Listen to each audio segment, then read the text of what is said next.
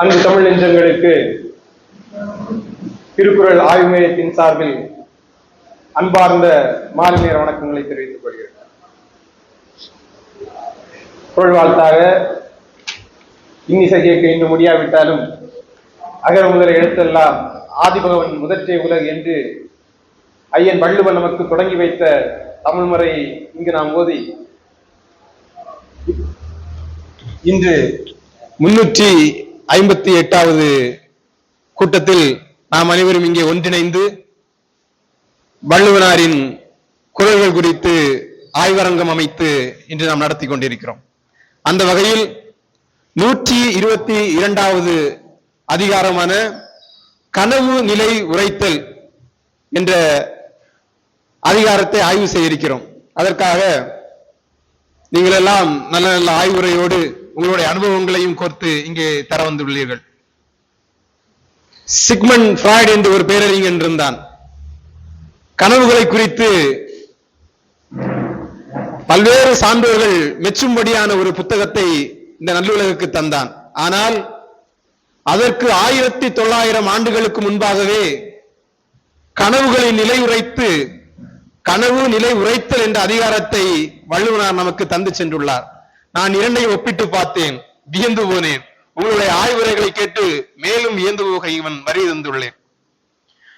நனவு, நினைவு, கனவு இந்த மனித கால சூழ்நிலையின் 3 பரிமாணங்களையும் இன்று நீங்கள் தொட்டு செல்லும் அழகையெல்லாம் நாங்கள் காத்திருக்கிறோம். அந்த வகையில் இந்த நிகழ்ச்சிக்கு எப்பொழுதும் போல் நம்மை எல்லாம் ஒன்றிணைக்கும் பாலமாக, நம்மளை எல்லாம் தாங்கும் ஒரு தலைவராக இங்கே வருகிறவர்களுக்கு நம்முடைய எல்லாருடைய நெஞ்சங்களிலும் அன்பாக வீற்றிருக்கும் ஐயா திருக்குறள் மு. குமரிச்செல்வன் அவர்களை உங்கள் அனைவரின் சார்பாகவும் வருக வருக வருக என அன்புடன் வரவேற்றுக் கொள்கிறேன்.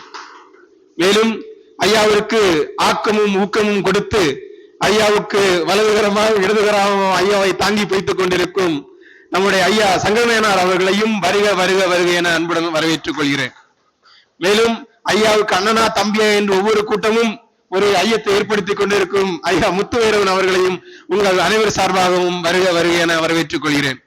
மேலும் எது வேண்டாலும் பேசிவிட்டு போகலாம் ஆய்வரங்கில் என்று இல்லாமல் நான் இருக்கிறேன் என்று ஒரு கண்டிப்பான ஆசிரியர் தோற்றத்தில் இவன் வருவந்திருக்கும் பெரும்புலவர் ஐயா ராமசாமி அவர்களையும் வருக வருக என வரவேற்றுக் கொள்கிறேன்.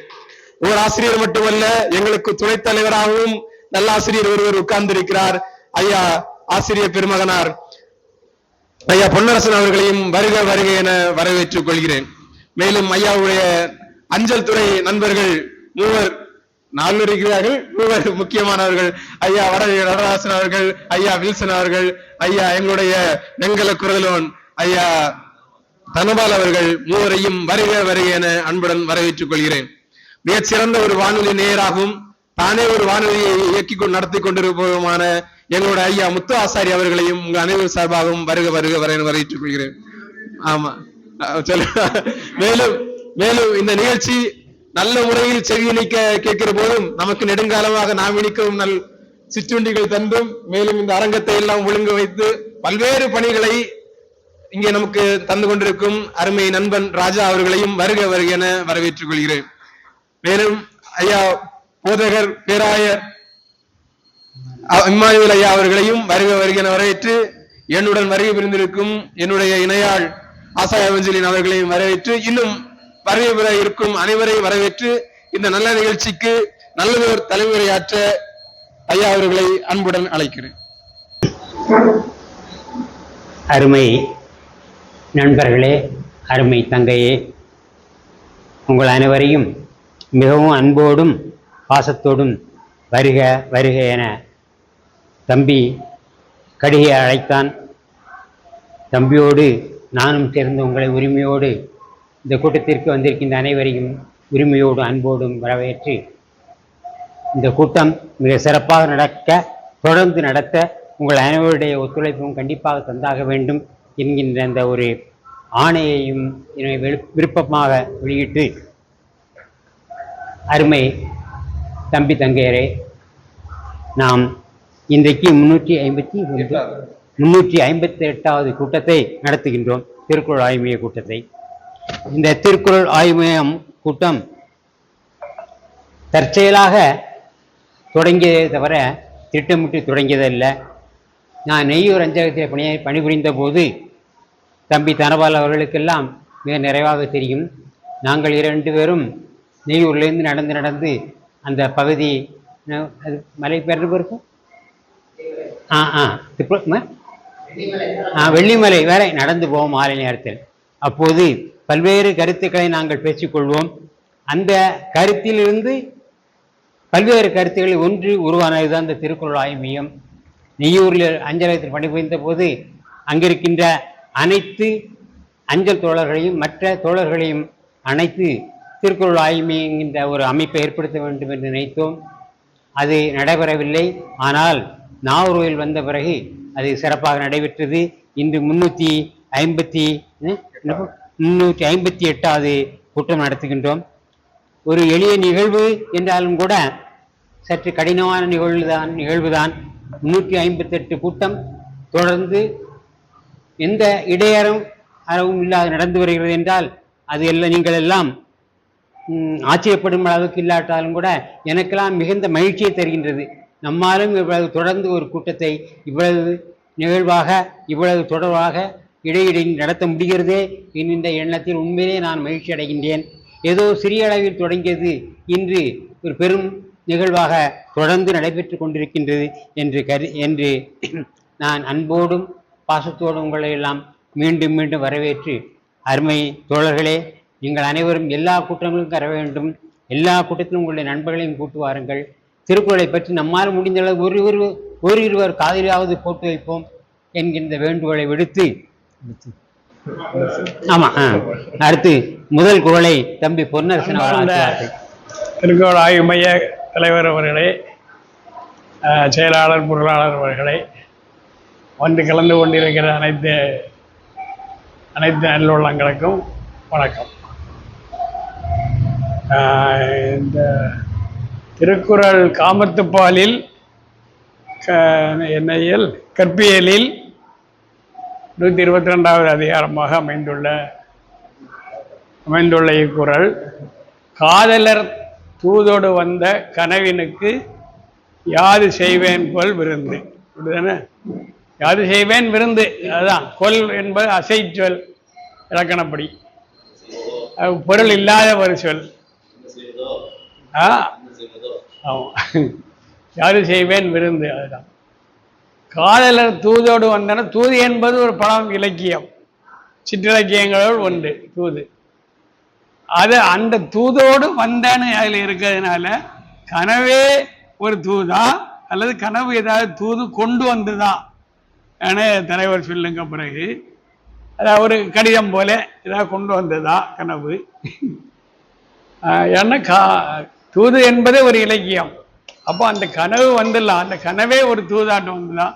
காதலன்ட்டு வந்த தூதா அல்ல காதலன் அனுப்பிய தூத கொண்டு வந்த கனவு, அப்படியே எடுக்கலாம். கனவு என்பது பொதுவா இப்ப இவர் தம்பி கடிகை சொன்னாரு அந்த சிக்மண்ட் ஃப்ராய்டு என்பவரை பற்றி. அவர் ஒரு சிறந்த உளவியல் அறிஞர், நிறைய உளவியலை பற்றி ரொம்ப அலசி ஆராய்ந்திருக்காரு. அதைப்படி பார்த்தா நம்ம நடைமுறையிலையும் பார்த்தா கனவு எப்போ எல்லாருக்குமே கனவு வரும். நான் எனக்கு அடிக்கடி வருது, எல்லாருக்கும் வருமானம் நினைக்க கனவு வராத ஆளே இருக்காது, அப்படித்தானே? ஆனால் என்ன அந்த கனவு என்பது எப்படி வருதுன்னா, எந்த ஒரு பொருளை மனிதன் சிந்தித்து கொண்டிருக்கிறானோ அது கண்டிப்பா வந்துடும் ஒரு நாள். எந்தாவது வரும். இன்னைக்கு சிந்திச்சதுதான் இன்னைக்கு வரும்னு இல்லை, என்னைக்கோ சிந்திச்சு வச்சிருக்கிறது கூட நம்முடைய மனதை உறுத்தி கொண்டிருக்கிற ஒரு விவகாரமா இருக்கும். அது ஒரு நாள் கனவுல வரும். அப்போ அதுல முக்கியமா காதல் ரொம்ப முக்கியமான உறுத்தி கொண்டிருக்கிற ஒரு சமாச்சாரம் தான். 20 வயதில் ஏற்பட்டது கூட 70 வயதிலும் அது நினைவு நிற்கத்தான் செய்கிறது. அது நீங்க என்ன நினைச்சாலும் சரி, நான் உண்மையை ஒப்புக்கொள்ளுதேன், நினைவு நிற்கத்தான் செய்கிறது. எங்கேயோ போயிட்டு காதல் ஆளு எங்கேயோ போயிட்டு, ஆனா அது மனதில் நிற்கத்தான் செய்கிறது. இருக்கத்தான் செய்யறதுன்னா எப்போ அது பெரிய தொல்லையா அப்படி இருக்கல, ஆனால் இடையில அப்படி மின்னி மறைஞ்சிக்கிட்டு இருக்கதான் செய்யுது. அதனால அந்த கனவு என்பது எல்லோருக்கும் உள்ளதுதான்.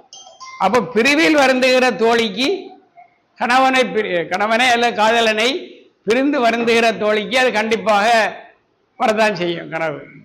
அதை வந்து யார்கிட்ட சொல்லுவோம்? நம்ம கண்டிப்பாக நமக்கு கனவு வந்தால் நம்ம யார்கிட்டயோ சொல்லுவோம். வீட்டில் கூட அம்மாட்டையோ மனைவிட்டையோ யார்கிட்டயோ சொல்லுவோம். நேற்று இப்படி கனவு வந்து, இப்போ எனக்கு அடிக்கடி வரக்கூடிய கனவு வந்து பாம்பு அடிக்கடி நெளிஞ்சிக்கிட்டு இறக்கமாக எனக்கு கனவு வரும். அப்போ அப்படி சொல்லுவோம். அப்போ ஆனால் அது நல்லதுன்னு சொன்னாங்க யார்கிட்டயோ கேட்டதுக்கு. நான் அது நம்பிக்கையே கிடையாது, கனவுன்னு இல்லை, கனவுல நம்பிக்கையே கிடையாதுன்னு மட்டும் இல்லை, ஒரு நல்லது கெட்டதுன்னு சொல்ல எதுலையுமே எனக்கு நம்பிக்கை கிடையாது. அது அவ்வளோ மோசடி, அதை தெல்லுங்க. ஆனால் அதை பற்றி யார்கிட்டயோ ஒரு நண்பர்கிட்ட சொல்லும்போது, பாம்பு வந்து ஒரு ஆபத்தான பொருள் தான், ஆனால் பாம்பு வந்து கனவுல வருவது நல்லது அப்படின்னு சொன்னாங்க.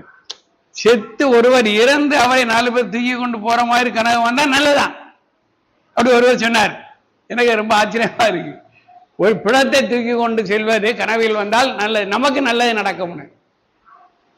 நான் முதல்ல என்ன நினைச்சேன், ஓ அப்ப நம்மளை சீக்கிரம் தூக்கிட்டு போக போலக்கு நான் நினைச்சேன். அப்படி ஆனா எனக்கு அது பொதுவாக நம்பிக்கை கிடையாதனால அப்படி கவலைப்பட விட்டுட்டேன். ஆனா ஒருத்தன் சொல்லும் போது அவர் சொல்லுகிறார் அது நல்லது இல்லை, பிணத்தை தூக்கி கொண்டு செல்வது போல கனவு வந்தா நல்லது. அதாவது நேர் எதிராக சொல்லுதாங்க. ஆமா, இந்த கழுதை கனவுல கண்டா நல்லது அப்படிலாம் சொல்லுதாங்க. அதாவது நம்ம மோசம் நினைக்கக்கூடியதெல்லாம் நல்லதா சொல்லுதாங்க. ஆனா காதலிக்கு காதலன் வருவது அவள் எதை எதிர்பார்க்கிறாள் என்று நம்ம நினைக்கிறோம். நேரடியாக வந்து நனவில் நடந்த அவர்களுடைய அந்த இருவருடைய ஒரு செயல் அழகாக பாடினார். நல்ல பாட்டு. அதே போல நான் இன்னைக்கு பாட்டுலாம் நினைச்சேன். ஏன்னா எனக்கான வராது, குரல் வராது. கனவு கனவுகளே 1000 கனவுகளே. இக்கனவு பற்றி நம்ம தமிழ் திரை பாடலாசிரியர்கள் நிறைய புகுந்த விளையாடிருக்காங்க. இது வந்து அண்ணன் எம்ஜிஆருடைய பாடல், அப்படிதானே? ஆமா, அப்படிதான் நினைக்கிறேன். வேற நேற்றிரவு நல்ல பால் நிலவு எந்த நெஞ்சினில் ஓர் கனவு வண்டவள் யார் அந்த தேவதையோ, அதை கவனிக்க. அவருக்கு அந்த சிவாஜி கணேசன் அந்த படத்துல அவருக்கு வந்த கனவு வந்து காதலி வந்திருக்கா. நம்ம இப்ப பார்த்துக்கிட்டு இருக்கிறது காதலன் வந்திருக்கு. காதலன் கொண்டு வந்து கொடுத்து விட்ட தூது வந்திருக்கு. அப்படியே நான் எடுக்காத கனவு காதலன் வந்து கனவுல வரல, காதலன் ஒரு இனிமையான செய்தியை தூதாக அனுப்பியிருக்கார். நனவில் நடந்ததை விட இனிமையாக இருந்தது. ஏன்னா அடுத்த பின்னால வருதுன்னு நினைக்கிறேன், வேற இந்த குரல்ல இல்லை, அதை பற்றி குரல் வருது. நனவில் நடந்ததை விட இனிமையாக இருந்தது எது? அந்த கனவு. அதுக்கு போல தூக்கத்தை விரும்புகிறான். நான் நினைக்கும் நேரத்தில் தூக்கம் வந்தால், ஏன்னா எனக்கும் அப்படி அதே சிந்தனை தான். ஏன்னா அருமையாக போயிட்டு இருக்கும் கதை, அந்த நேரம் டக்குன்னு பொழிப்பு வந்துடும், எல்லாம் கலைஞ்சு போகும். திரும்ப படுத்துங்க வராது, அந்த கனவு வராது. ஒரு நாள் வந்தது தான், அவ்வளோதான். அப்போ இதுல நமக்கு வள்ளுவர் என்ன சொல்லுவார்னா, இந்த குறள் மொழி எதுவுமே வீண் கிடையாது. வள்ளுவருடைய குரல் எதுவுமே வீண் கிடையாது. எதுலேயுமே அவரு நம்ம மக்களுக்கு ஒரு நன்மை தரும்படி தான் எழுதியிருக்காரு. இந்த குறள்ல கூட அவர் என்ன சொல்லுதாருன்னா, காதல் தோல்வி அடைந்துட்டேன்னு கவலைப்படாத, நீ அடிக்கடி அதை நினைச்சு கனவு கண்டுக்கோ, அப்போ நிறைவேறிடும், அந்த நட்டை ஈடாயிரும் இது அப்படி சொல்லுதாரு இந்த குறள் மூலம். அதனாலதான் அவ அந்த காதலி இதை பாடுதான், இதை நினைக்கான். கனவில் நடந்ததை விட நனவில் நடந்ததை விட கனவுல சிறப்பா இனிமையாக இருந்தது ஆனா ஒரு முறை பின்னால ஒரு குரல்ல வருது சொல்லுதான். வேற இன்னொன்னு, காதலர் வந்து ஏதாவது கொடுத்து அனுப்புவார். இப்ப அவரு பொருள் ஈட்டும் பொருட்டு வெளிநாட்டுல இருக்காரு, வெளிநாட்டிலேயோ வெளியூர்லயோ இருக்காரு. அதனால எனக்கு வந்து கனவு வருது, காதலரை நான் அந்த கனவில் கண்டு மகிழ்ந்து கொண்டிருக்கிறேன். யார்த்த சோழையிடம் தன்னுடைய மகிழ்ச்சியை பகிர்ந்து கொள்ளுகிறார். வணக்கம். எனைத்தானும் நல்லவை கேட்க அனைத்தானும் ஆந்த பெருமை தரும் என்ற குரலுக்கு ஏற்ற எங்களுக்கு நல்லவை கேட்க எங்களுக்கு ஒரு வாய்ப்பை ஏற்படுத்தி கொடுத்த திருக்குறள் ஆய்வு மையத்திற்கு முதல் நன்றி. அப்புறம் வந்திருக்கும் அனைவருக்கும் மாலை வணக்கம். இன்று எனக்கு கொடுக்கப்பட்டிருக்க குறள் வந்து 3வது குறள். கனவினால் நல்காதவரை நனவினால் நல்காதவரை கனவினால் காண்டலின் உண்டன் உயர். அதாவது நேரில் கணவர் வந்து இல்லை, பொருள் ஈட்ட போயிருக்காங்க, வர்றது ரொம்ப கஷ்டமா இருக்கு, அவளுக்கு மன சோர்வு நிறைய இது இருக்கு. இதுக்கு முன்னாடி பேசின மாதிரி பசலையனோ இதெல்லாம் நிறைய பிரச்சனை இருக்கு. அப்படி இருந்தாலும் இரவு இரவு தூங்கும்போது கணவர் வாராரு. ரொம்ப இது பண்றாங்க. ஒரு குறுந்தொகையில் நற்றிணையில ஒரு பாடல் கூட வரும். அவர் கனவுல வந்தது உண்மைன்னு நினைச்சு தலையணையை கட்டிப்பிடிக்கிறது, அந்த இதெல்லாம் பிடிச்சிட்டு திருப்பி ஞாபகம் வர சமயம் ஐயோ அவர் இல்லையேன்னு ஒரு இது வரும். அந்த மாதிரி கனவுல பார்த்துக்கிட்டு காலையில எழுந்திரிச்ச உடனே இந்த இவர் திருப்பி வரும்பொழுது இந்த கனவுல நடந்தது திருப்பி நடக்கும்னு ஒரு சந்தோஷம் இருக்கும். அந்த சந்தோஷத்துலதான் என் உயிர் வாழுது அப்படின்னு சொல்லிட்டு அந்த தோழிகிட்ட சொல்ற மாதிரி ஒரு குரல் இது. இந்த குரல் வந்து நம்ம தமிழ் புலவியா ஒரு கவிதை ஒன்று எழுதியிருந்தாங்க இந்த குரலை வச்சு, அது ஒன்று சொல்லான்னு இருக்கேன். நேரில் அவர் வரவில்லை, பரவாயில்லை, நெடுந்தூரம் சென்று விட்டார், ஆனால் நெஞ்ச தேரில் ஏறி வருகிறார், தினமும் வந்து என் சேல் விழியில் தங்குகிறார், கனவின் நாளும் ஊரில் எவரும் அறியா சாமவேளை உறவாடி செல்கின்றார், இதனால் தானே வேறு இயக்கமாய் கொண்டேன், உயிர் இங்கு உண்டு, வேதனைகள் பட்டு உழல தேவையில்லை அப்படின்னு ஒரு கவிதை எழுதினாங்க. அது சொல்லிக்கிறேன். அப்புறம் வந்து புறநானூறுல ஒரு 50வது ஒரு பாடல் வரும். அதாவது ஒரு ராஜாவோட சேரமான் தகடூர் எரிந்த பெருஞ்சொல் இரும்புரை அப்படின்னு ஒரு ராஜாவை பத்தி மோசிக்கிறனார் அப்படின்னு சொல்லிட்டு ஒரு புலவர் வந்து சொன்ன ஒரு இது. அவர் வந்து ராஜாவை பார்க்க வந்திருக்கக்கூடிய டைம்ல ராஜா இல்லை. அப்போ அவர் வந்து அவரோட கட்டில போய் படுத்து கொஞ்சம் தூங்கிட்டாரு. நல்ல தூக்கம் முடிச்சதுக்கு அப்புறம் ராஜா வராரு. வந்து பார்த்த உடனே ஒண்ணுமே செய்யல. அவர் தூங்கிட்டு இருக்கத எழுப்பாம அவரோட விசிறியை வச்சு லைட்டா வீசி கொடுத்தாரு. அப்ப அவரு எந்திரிச்சு ஒரு பாடல் பாடுற மாதிரி அந்த பாடல்ல ஒரே ஒரு லைன் மட்டும் வரும், நற்றமிழ் அமுது அறிந்து அப்படின்னு வரும். அதாவது அவர்கிட்ட சொல்ற, நீ நல்ல தமிழ் இதை கற்றிருக்கீங்க, அதனாலதான் இந்த மாதிரி பண்ணல அப்படின்னு சொல்லக்கூடிய ஒரு பாடல். இந்த நற்றமிழ் இதுல வந்து முக்கியமான திருக்குறளை மக்களுக்கு எடுத்து சொன்னா இன்னும் மக்கள் எல்லாரும் ஒழுக்கமாகவும் நல்லாவும் இருப்பாங்கன்னு என்னோட இது. நன்றி, வணக்கம். அனைவருக்கும் வணக்கம். சென்னையிலிருந்து ஒரு தொழிற்சங்க தலைவர் வந்து இருக்கிறார். அவர் எனக்கு அழைப்பு விடுத்ததின் காரணமாக நான் கண்டிப்பாக போய் பார்க்க வேண்டும் என்ற ஒரு சூழல். அவரை சந்தித்து விட்டு நம்மளுடைய அரங்குக்கு வந்து முழுமையாக பங்கேற்க வேண்டும் என்ற எண்ணம் எனக்கு கூடுதலாக இருந்தாலும் கூட அவரை உடனடியாக சந்திப்பதற்குள்ள ஒரு வாய்ப்பு குறைவாக இருந்ததனால் அவரிடத்திலே ஒரு 20 நிமிடம் நேர அவகாசத்தை வாங்கி கொண்டு தம்பி கடிகை இடத்திலே தொலைபேசி மூலமாக தொடர்பு கொண்டு அரங்கத்தினுடைய நிலைப்பாடை உணர்ந்து ஒரு வேண்டுகோளையும் நான் வைத்தேன். நான் வந்து ஒரு 10 நிமிட நேரம்தான் உரையாற்ற வேண்டியது உள்ளது. நான் வந்தவுடனே அந்த 10 நிமிடத்திற்கு எனக்கு அவகாசம் தருவீர்களே, ஆனால் அது ஏற்புடையதாக இருக்கும் என்று சொன்னதற்கு இணங்க அண்ணன் அவர்கள் நான் வந்த உடனே அந்த வாய்ப்பை எனக்கு தந்தமைக்கு இந்த அரங்குக்கு நான் தலை சாய்க்கிறேன். எனக்கு கொடுத்திருக்கக்கூடிய அந்த குரல் 1212. நான் காலையில் தான் பார்த்தேன்.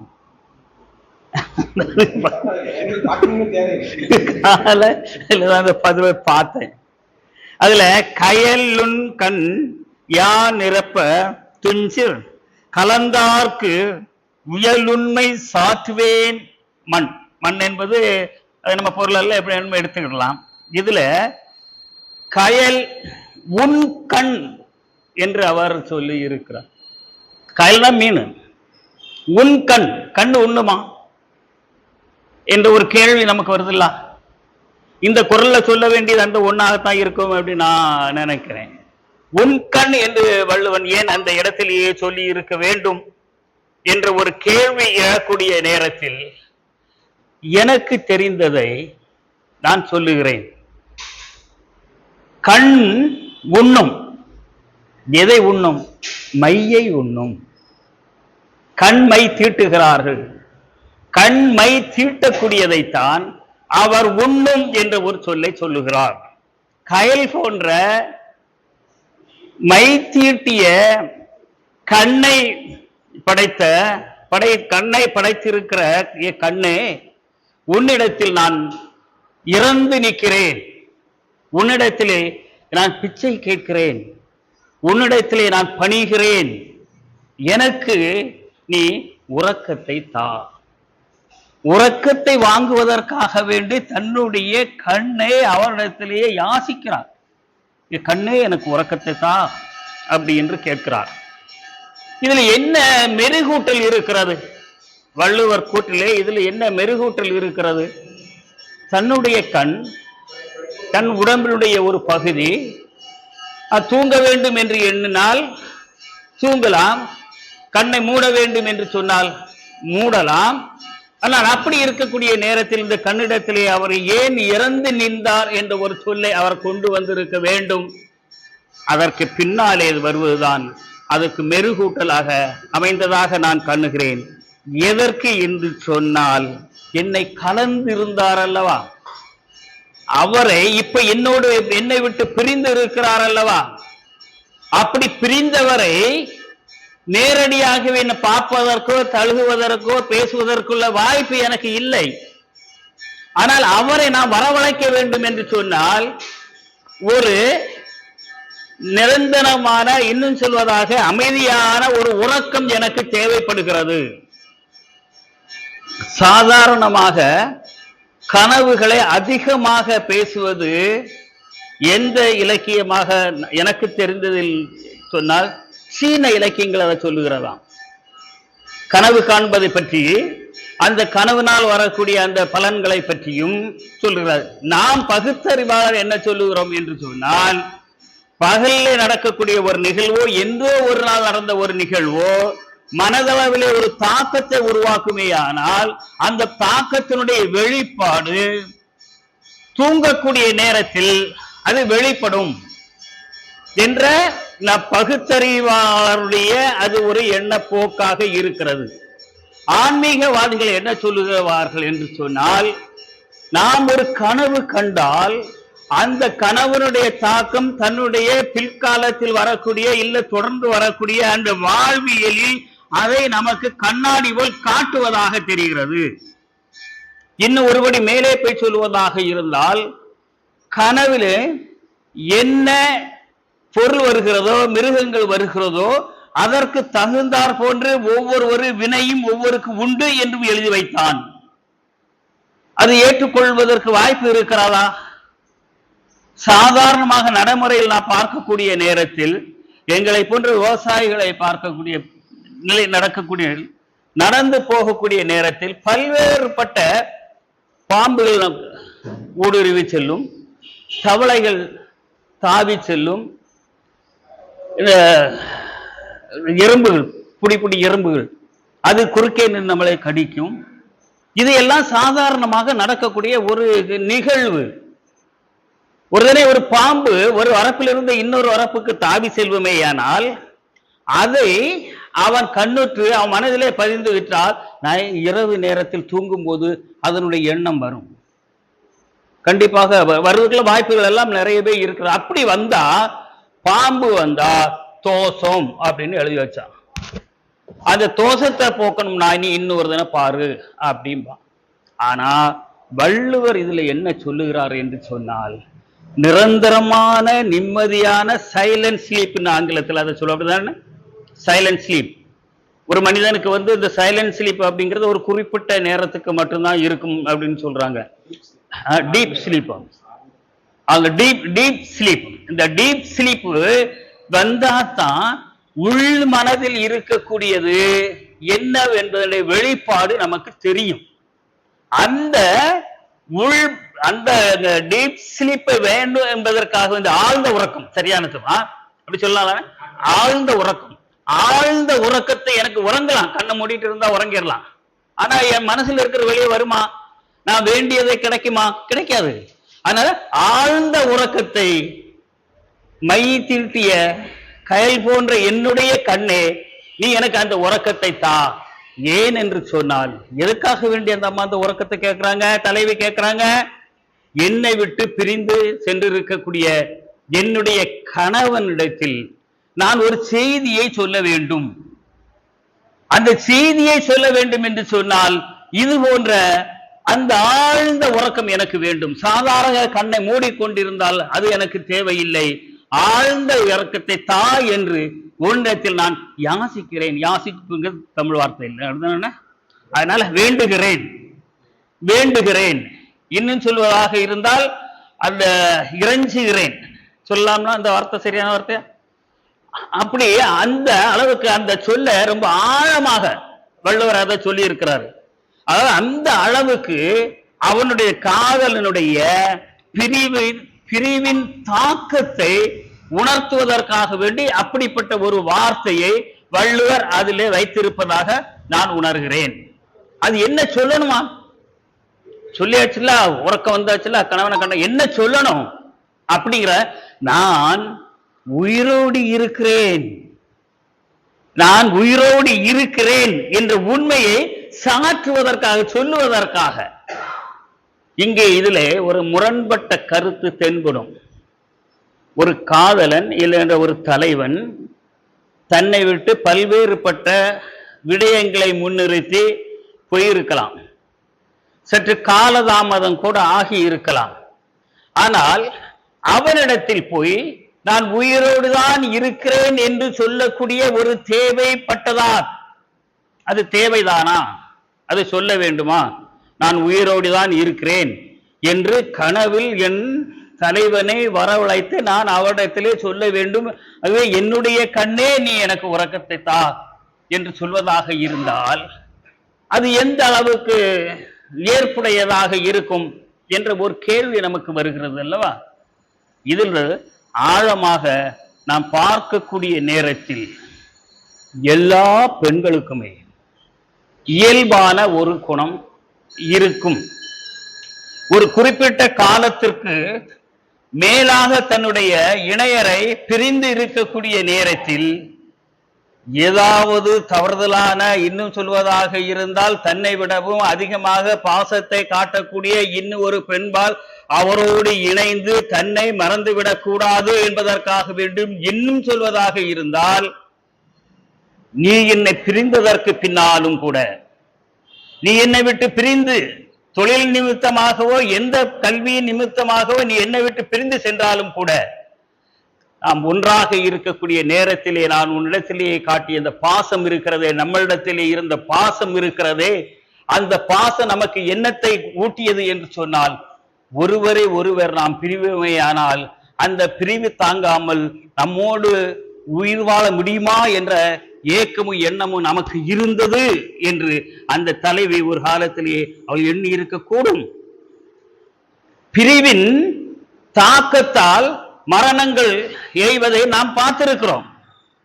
சமீபத்தில் கூட தன் மகன் இறந்த உடனேயே அம்மாவும் இறந்துட்டாங்க, பத்திரிகைகளை நம்ம பார்த்திருப்போம். அப்போ இந்த பிரிவினுடைய தாக்கத்தால், இந்த பிரிவினுடைய தாக்கத்தை தாங்கிக் கொள்ள முடியாத வகையிலே தன்னுடைய உயிரை மாய்த்திருப்பாளோ? அந்த அளவுக்கு நாம் நெருக்கமாக இருந்தோமே, அந்த எண்ணம் உனக்கு வந்துவிடக் கூடாது, உன்னுடைய வரவை எதிர்பார்த்து நான் இன்னும் வாழ்ந்து கொண்டுதான் இருக்கிறேன் என்பதனை என்னுடைய தலைவனுக்கு சொல்ல வேண்டும். என்னுடைய மை தீட்டிய மீன் போன்ற கண்ணே நீ எனக்கு உறக்கத்தை தா என்று வள்ளுவர் எண்ணி நோக்கத்தோடு எழுதியிருப்பாரோ என்ற எண்ணம் எனக்கு வருகிறது.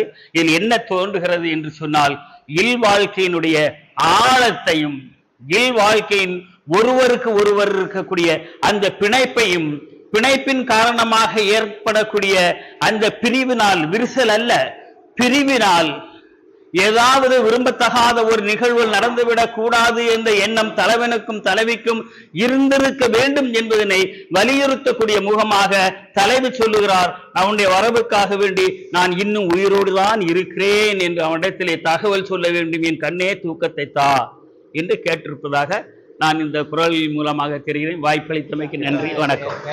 பேராயர் இம்மானுவேல் ஐயா அவர்கள்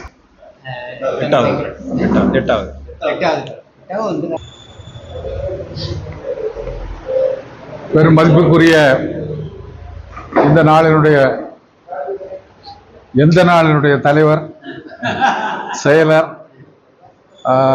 சான்றோர்கள் அத்தனை பேருக்கும் என்னுடைய இதயம் கலந்த வணக்கத்தை தெரிவித்துக் கொள்கிறேன். அதாவது இந்த சங்கத்தில், இந்த அருமையான திருக்குறள் மன்றத்தில் சேர்ந்ததுக்கு பிறகு பல இடங்கள்ல நம்ம போய்கிட்டு இருக்கோம். நீங்க ஏற்கனவே பல இடங்கள்ல போயிட்டு இருப்பீங்க. இப்போ எனக்கும் நிறைய இடங்கள்ல இருந்து அழைப்புகள் வர்றது, அதை நான் பயன்படுத்திக் கொள்கிறேன். நான் ஏற்கனவே திருவருள் பேரவையில் வந்து இந்த மாவட்டத்தினுடைய கன்வீனர், அதாவது ஸ்கூலுக்கு காலேஜுக்கெல்லாம், இப்போ ஸ்கூலை இப்போ வேற ஆட்டை கொடுத்து நான் கல்லூரிகளுக்கு தான் போய்கிட்டு இருக்கேன். அந்த ஒரு பழக்க வழக்கத்திலையும் சமீபத்தில் நடந்த திருக்குறள் மகாநாடு நடந்து இல்லையா, அதில் ஐயா யார் அவர் பால் வளனரசு வந்திருந்தாங்க இல்லையா, அந்த வளனரசு அவரை நேரில் நான் பார்த்ததில்லை. அப்போ சில யூடியூப்புகளில் அவர் பேசுவார், கிறிஸ்தவ சம்பந்தமாகவும் பேசுவார். அவர் ஒரு கிறிஸ்டின், ஆர்எஸ் கிறிஸ்டின். அப்போ அதெல்லாம் பார்த்துட்டு அவரை ஒரு நாள் சந்திக்கணுமேனு எனக்கு ஒரு நீண்ட நாள் ஆசை இருக்கு, இந்த தமிழ் ஆர்வத்தினால. அந்த மீட்டிங்கில் பார்த்தோம், பக்கத்து இருக்கையில் இருந்தோம், பேசணும். தம்பி நீங்கள் வந்திருந்தீங்களா?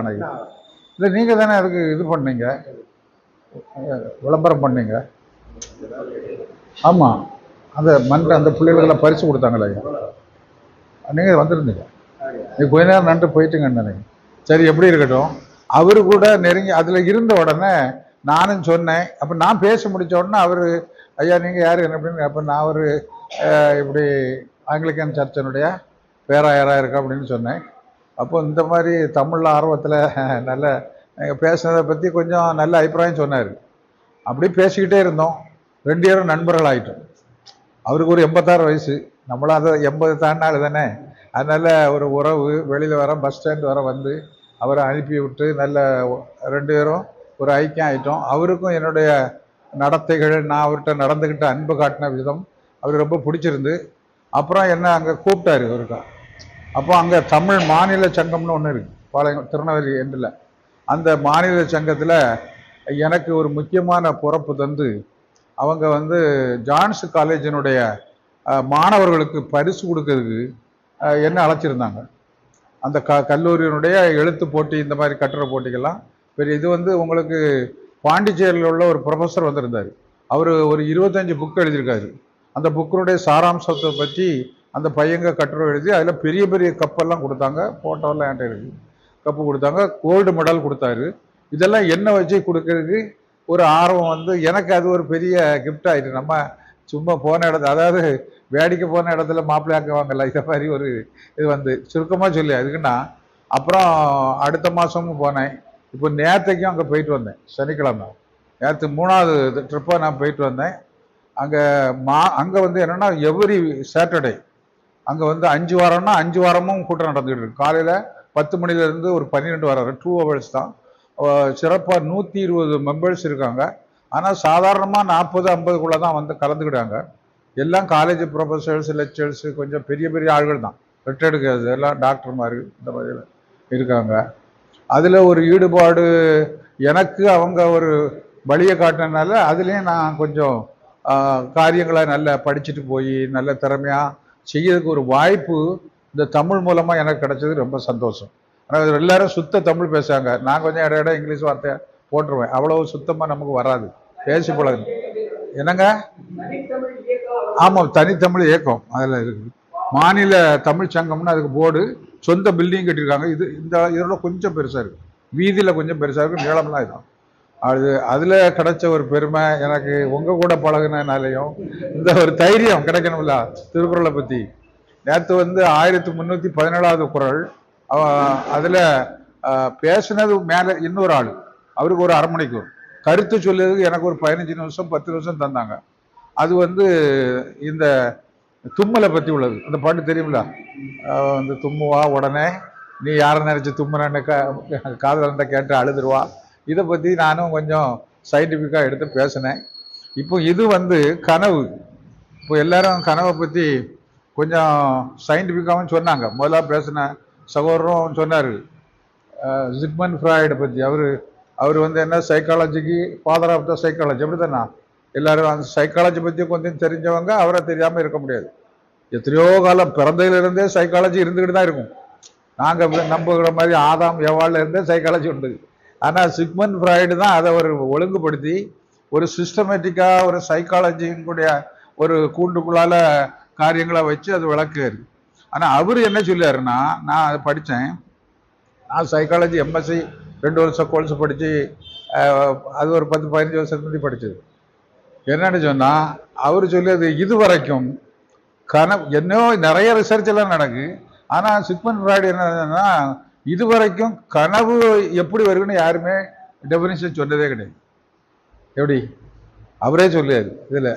அப்போ அதுதான் நான் நினைச்சுக்கிட்டேன், இதெல்லாம் நம்ம பிரெயின் ஆண்டவர் ஆண்டவர் தான், நம்ம கடவுள் நம்புற ஆண்டவர் தான் சொல்லணும். இந்த பிரெயினை படைச்சிருக்க இறைவனுடைய செயல் தான் சொல்லணும்.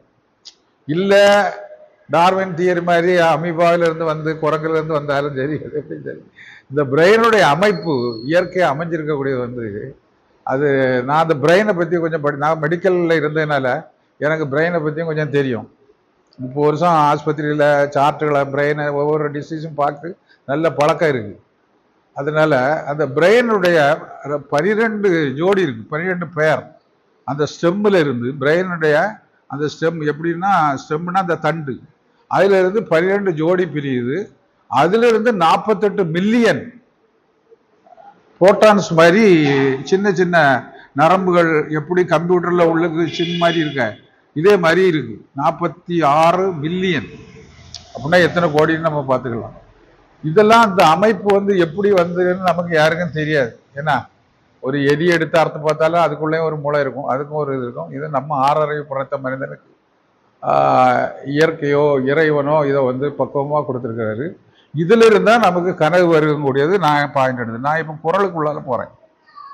1218 துஞ்சுங்கால் தோல்மேலராகி விழிக்குங்கால் நெஞ்சத்தவர அவர் விரைந்து. அப்போ துஞ்சுங்கால் நமக்கு நல்லா தெரியும், உறங்கும் போது என் தோல்ல வந்துருக்காரு ஈஸியாட்டு, அப்படிதானே? நான் எழுப்பிட்டோம்னா உடனே என் நெஞ்சத்துக்குள்ள வந்துருக்காரு. இதுதான் கதை, மொத்த கதைய. வள்ளுவர் டிராமா மோனாக்டு டிராமா இதில் நான் நேற்று அதை பற்றி சொன்னேன். அவர் கை கிடந்தவன் எவருமே கிடையாது அந்த மாதிரி. அங்கே நான் பாடலை, என்னையும் வர வர கொஞ்சம் காலம் போய் பழகினா தான் இந்த பாட்டெலாம் வரும். இங்கேயும் நல்ல உங்ககிட்ட நல்ல பழகினதாக தான் பாடினேன். அப்படிதான் நான் புதுசாக போட்ட இடத்துல பாடினேன், என்னடா பேராயிரம் பாடியார். இந்த எனக்கு என்னன்னா, இந்த மதுரை ஆதீனத்தில் ஒரு ஐயா இருந்தார் இல்லையா, ஒல்லியா, இறந்துட்டாரு. அவர் திடீர்னு இறைவனிடம் கையெழுந்துக்கள்னு பாடிடுவார், பார்த்துருக்கீங்களா? அப்புறம் ஒரு கிறிஸ்தவ பாட்டு பாடிடுவார், ஒரு இந்து பாட்டு பாடு. அதாவது மடாதிபதிகளோ மத தலைவர்களோ மற்ற மத பாடல்களை பாடக்கூடாதுன்னு இல்லை. நான்லாம் ரொம்ப வைராக்கியமாக சினிமா பாட்டையே பாடாமல் எந்த வயசுல 21 வயசுல சினிமா பார்க்க நடத்தினேன். சிவாஜி பிரி நல்ல நடிப்பேன், டிராமா மோனாக்டர் எங்க இடத்துலையும் ஃபர்ஸ்ட் ப்ரைஸ் கிடைக்கும். ஆனா எல்லாத்தையும் வரத்து கடவுளுக்காக ஏதாவது செய்யணும்னா செய்வேன். யூதாஸா நடிப்பேன், மனசாச்சா. அல்லது எங்களுக்கு ஆபிரகாம் ஈசாக்குன்னு ஒரு இது இந்த மோரியா மலையில பலி செலுத்து, அது தமிழ்நாட்டில் நிறைய இடத்துல நடிச்சிருக்கேன். மெட்ராஸில் ரேடியோ ஸ்டேஷன்ல இருக்கும்போது அவங்க கூட எல்லாம் நான் போய் நாடகம் நடிச்சிருக்கேன். ஆனா பைபிள் சம்பந்தமா உள்ளதுதான். அன்னைக்கு ஒரு சினிமா பாட்டு நான் பாடினோம்னா உண்மையிலே அதை ஒரு சினிமா பாட்டா நான் நினைக்கல, திருக்குறளுக்கு ஒரு துணையா ஒரு கவிதைன்னு நினைச்சுதான் பாடினேன். இப்போ இந்த வரி இல்லையா, இதுக்கு ராத்திரி இருந்து ஒரு சின்ன கவிதை எழுதுமே, நம்மளும் நிறைய கவிதை எழுதியிருக்க மாதிரி சொல்லிட்டு நான் என்ன எழுதினேன், நான் தூங்கும் போது, ஐயா கேளுங்க, நான் தூங்கும் போது கனவில் தோளில் மேல் அணைக்கின்ற காதலர், நான் விழிக்கும் போது கனவில் விரைந்து என் நெஞ்சில் கரைந்து விடுகிறார். இது ஒரு கவிதையா, இந்த திருக்குறளுக்கு எந்த ஒரு சப்ளிமெண்ட் வைங்களா. அதாவது நான் தூங்கும் போது கனவில் தோளில் மேல் அணைக்கின்ற காதலர், நான் விழிக்கும் போது கனவில் விரைந்து என் நெஞ்சில் கரைந்து விடுகிறார். அவ்வளவுதான். அதாவது அவ எப்பவுமே அவர் பிரியல, அவளை விட்டு. தூங்கும் போது கனவுல தோல்ல கை போட்டுட்டு எல்லாரும் வாழ்க்கையில ஆரம்ப வயசோ வயசான காலத்திலயும் அன்பு, மனைவிட்ட அன்பு இருந்துன்னா ஒரே படுக்கையில படுக்கதா இருந்தா எல்லாரும் தோல்ல கை போட்டு தான் படுப்பாங்க. அது இயற்கை, அப்படிதானா? இந்த கனவுக்கு ஒரு முக்கியமான விஷயம் சொல்லு, யார் மனைவி கூட அன்பா படுத்திருக்காங்களோ உறவோட ஒரே கட்டில, நீங்க கெட்ட கனவு உங்க பழைய காதலி ஞாபகம் கூட வராது, கனவுலே வராது. நீங்க தனியா படுத்து பழகுனேன்னா கனவு கண்டிப்பா வந்துடும். அவ பழைய ஆளு கேடுங்க, 20 வயசுல பழகினவளோ காலேஜ் மெட்ரோ அல்லது ஹைஸ்கூல் மெட்ரோ நிச்சயமா கனவுல வருவான். ஆனா மனைவி கூட படுத்தீங்கன்னா அது ஒரு பெரிய நெருப்பு, அது இயற்கையிலே வராது. நீங்க வேணா பார்த்துக்கங்க. ஒருவேளை நம்ம வயதின் மூப்புனால பிள்ளைகள் இருக்கிறதுனால வீடு சுருக்கமா இருக்கும், பெட் இருக்காது, நம்ம தனியா படுத்து பழகிருப்போம். ஒரு 50 வயசுலயே பொம்பளை பிள்ளை ஏஜுக்கு வந்தாலே நிறைய பேர் மனைவிட்ட நெருங்கி பழக மாட்டாங்க. என்னையா? ஆமா, அதுதான. இல்ல இல்ல, வயசானா தூக்கம் வரும். எப்படின்னா தூங்கணும், மனைவி குரட்டை விட்டாலே கோவம் வரும். அதுதானா? நிறைய பேர் மனைவி குரட்டைனாலே பயந்து வெளியில போயிடுவாங்க. அல்ல நம்ம குரட்டை அவளுக்கு பிடிக்காம அவளுக்கு போயிடுவான். அந்த மாதிரி ஆயிரும். சரி, நான் அதுக்குள்ளால போகல. இப்ப இதுதான் கவிதை, என்னுடைய கவிதை. தூங்கும் போது தோல் மேல் விழித்தவுடன் அந்த நெஞ்சில் வந்து தூங்குற போது காதலின் கனவில் வந்து என் தோல் மேலே இருக்கிறவராய் விளங்கி நான் விழித்து கொள்ளும்போது தான் ஒருபோதும் என்னை விட்டு விளங்காத ஒரு நெஞ்சுடையவர். அதாவது ரெண்டு பக்கமும் வந்துருக்கா. அப்போ அவரு 24 hours அவ கூட தானே இருக்காரு, ஒரு பிரிவே இல்லையே அப்படின்னு. அது ஒண்ணு.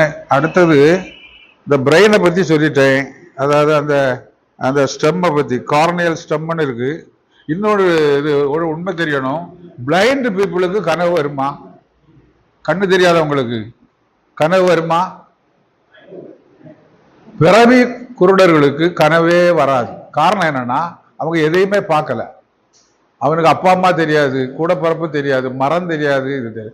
நான் ஒரு 7 வயசுல கனவு, இந்த கண்ணு போன பையன், அவன் ஒரு 20 வயசுல நான் ரேடியோ ஸ்டேஷன்ல இருக்கும்போது அவனுக்கு இடம் இல்லைன்னு யார் ரூம்ல போட்டாங்க. கொஞ்ச நாள் நான் அவனை தாங்கினேன். நல்ல பாஸ்டருக்கு பையன், வசதி உள்ளவன் தான். அங்கே ஒரு 200 ரூபா ஸ்டைபெண்ட் கொடுக்காங்க. எப்போ 1972. இப்போ அவன் உலகத்திலே பெரிய அக்கார்டியனிஸ்ட். இப்போ அவன் சினிமாக்காரனும் விட மாட்டாங்க, மத தலைவரும் விட மாட்டாங்க. யூடியூப்ல அடிச்சுட்டுன்னா பேட்ரிக்னு பேர், அக்கார்டியனிஸ்ட் பேரை அடிச்சு பாருங்க. பேட்ரிக் சினிமா பாட்டும் பாடுவான், ஹிந்தி பாட்டு. இன்னைக்கு உயிரோடு இருக்கான், நல்ல சம்பாத்தியம், ஒரே ஒரு குழந்தை தான். அடிக்கடி ஃபோனில் பேசிடுவோம். ஒரு 4 வருஷம் அந்த பையனை நான் பாதுகாப்பேன்.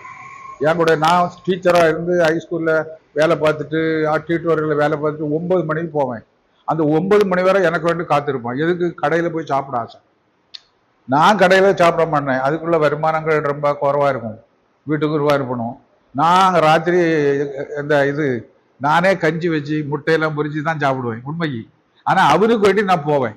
அவனை அந்த கையில் இப்படி 2 கண்ணும் தெரியாதுல்ல, இப்படி தூக்கிக்கிட்டு இப்படியே போய் சாம்கோ ஹோட்டல், இந்த கமலஹாசன் வீட்டு முன்னாலே ஒரு ஹோட்டல் இருக்கு, ஒரு இட்லி கடை, அங்கே போவேன். அங்கே சந்திரபாபுக்கு பிறந்த பையன் ஒரு பையன் சப்ளையராக நின்னான்.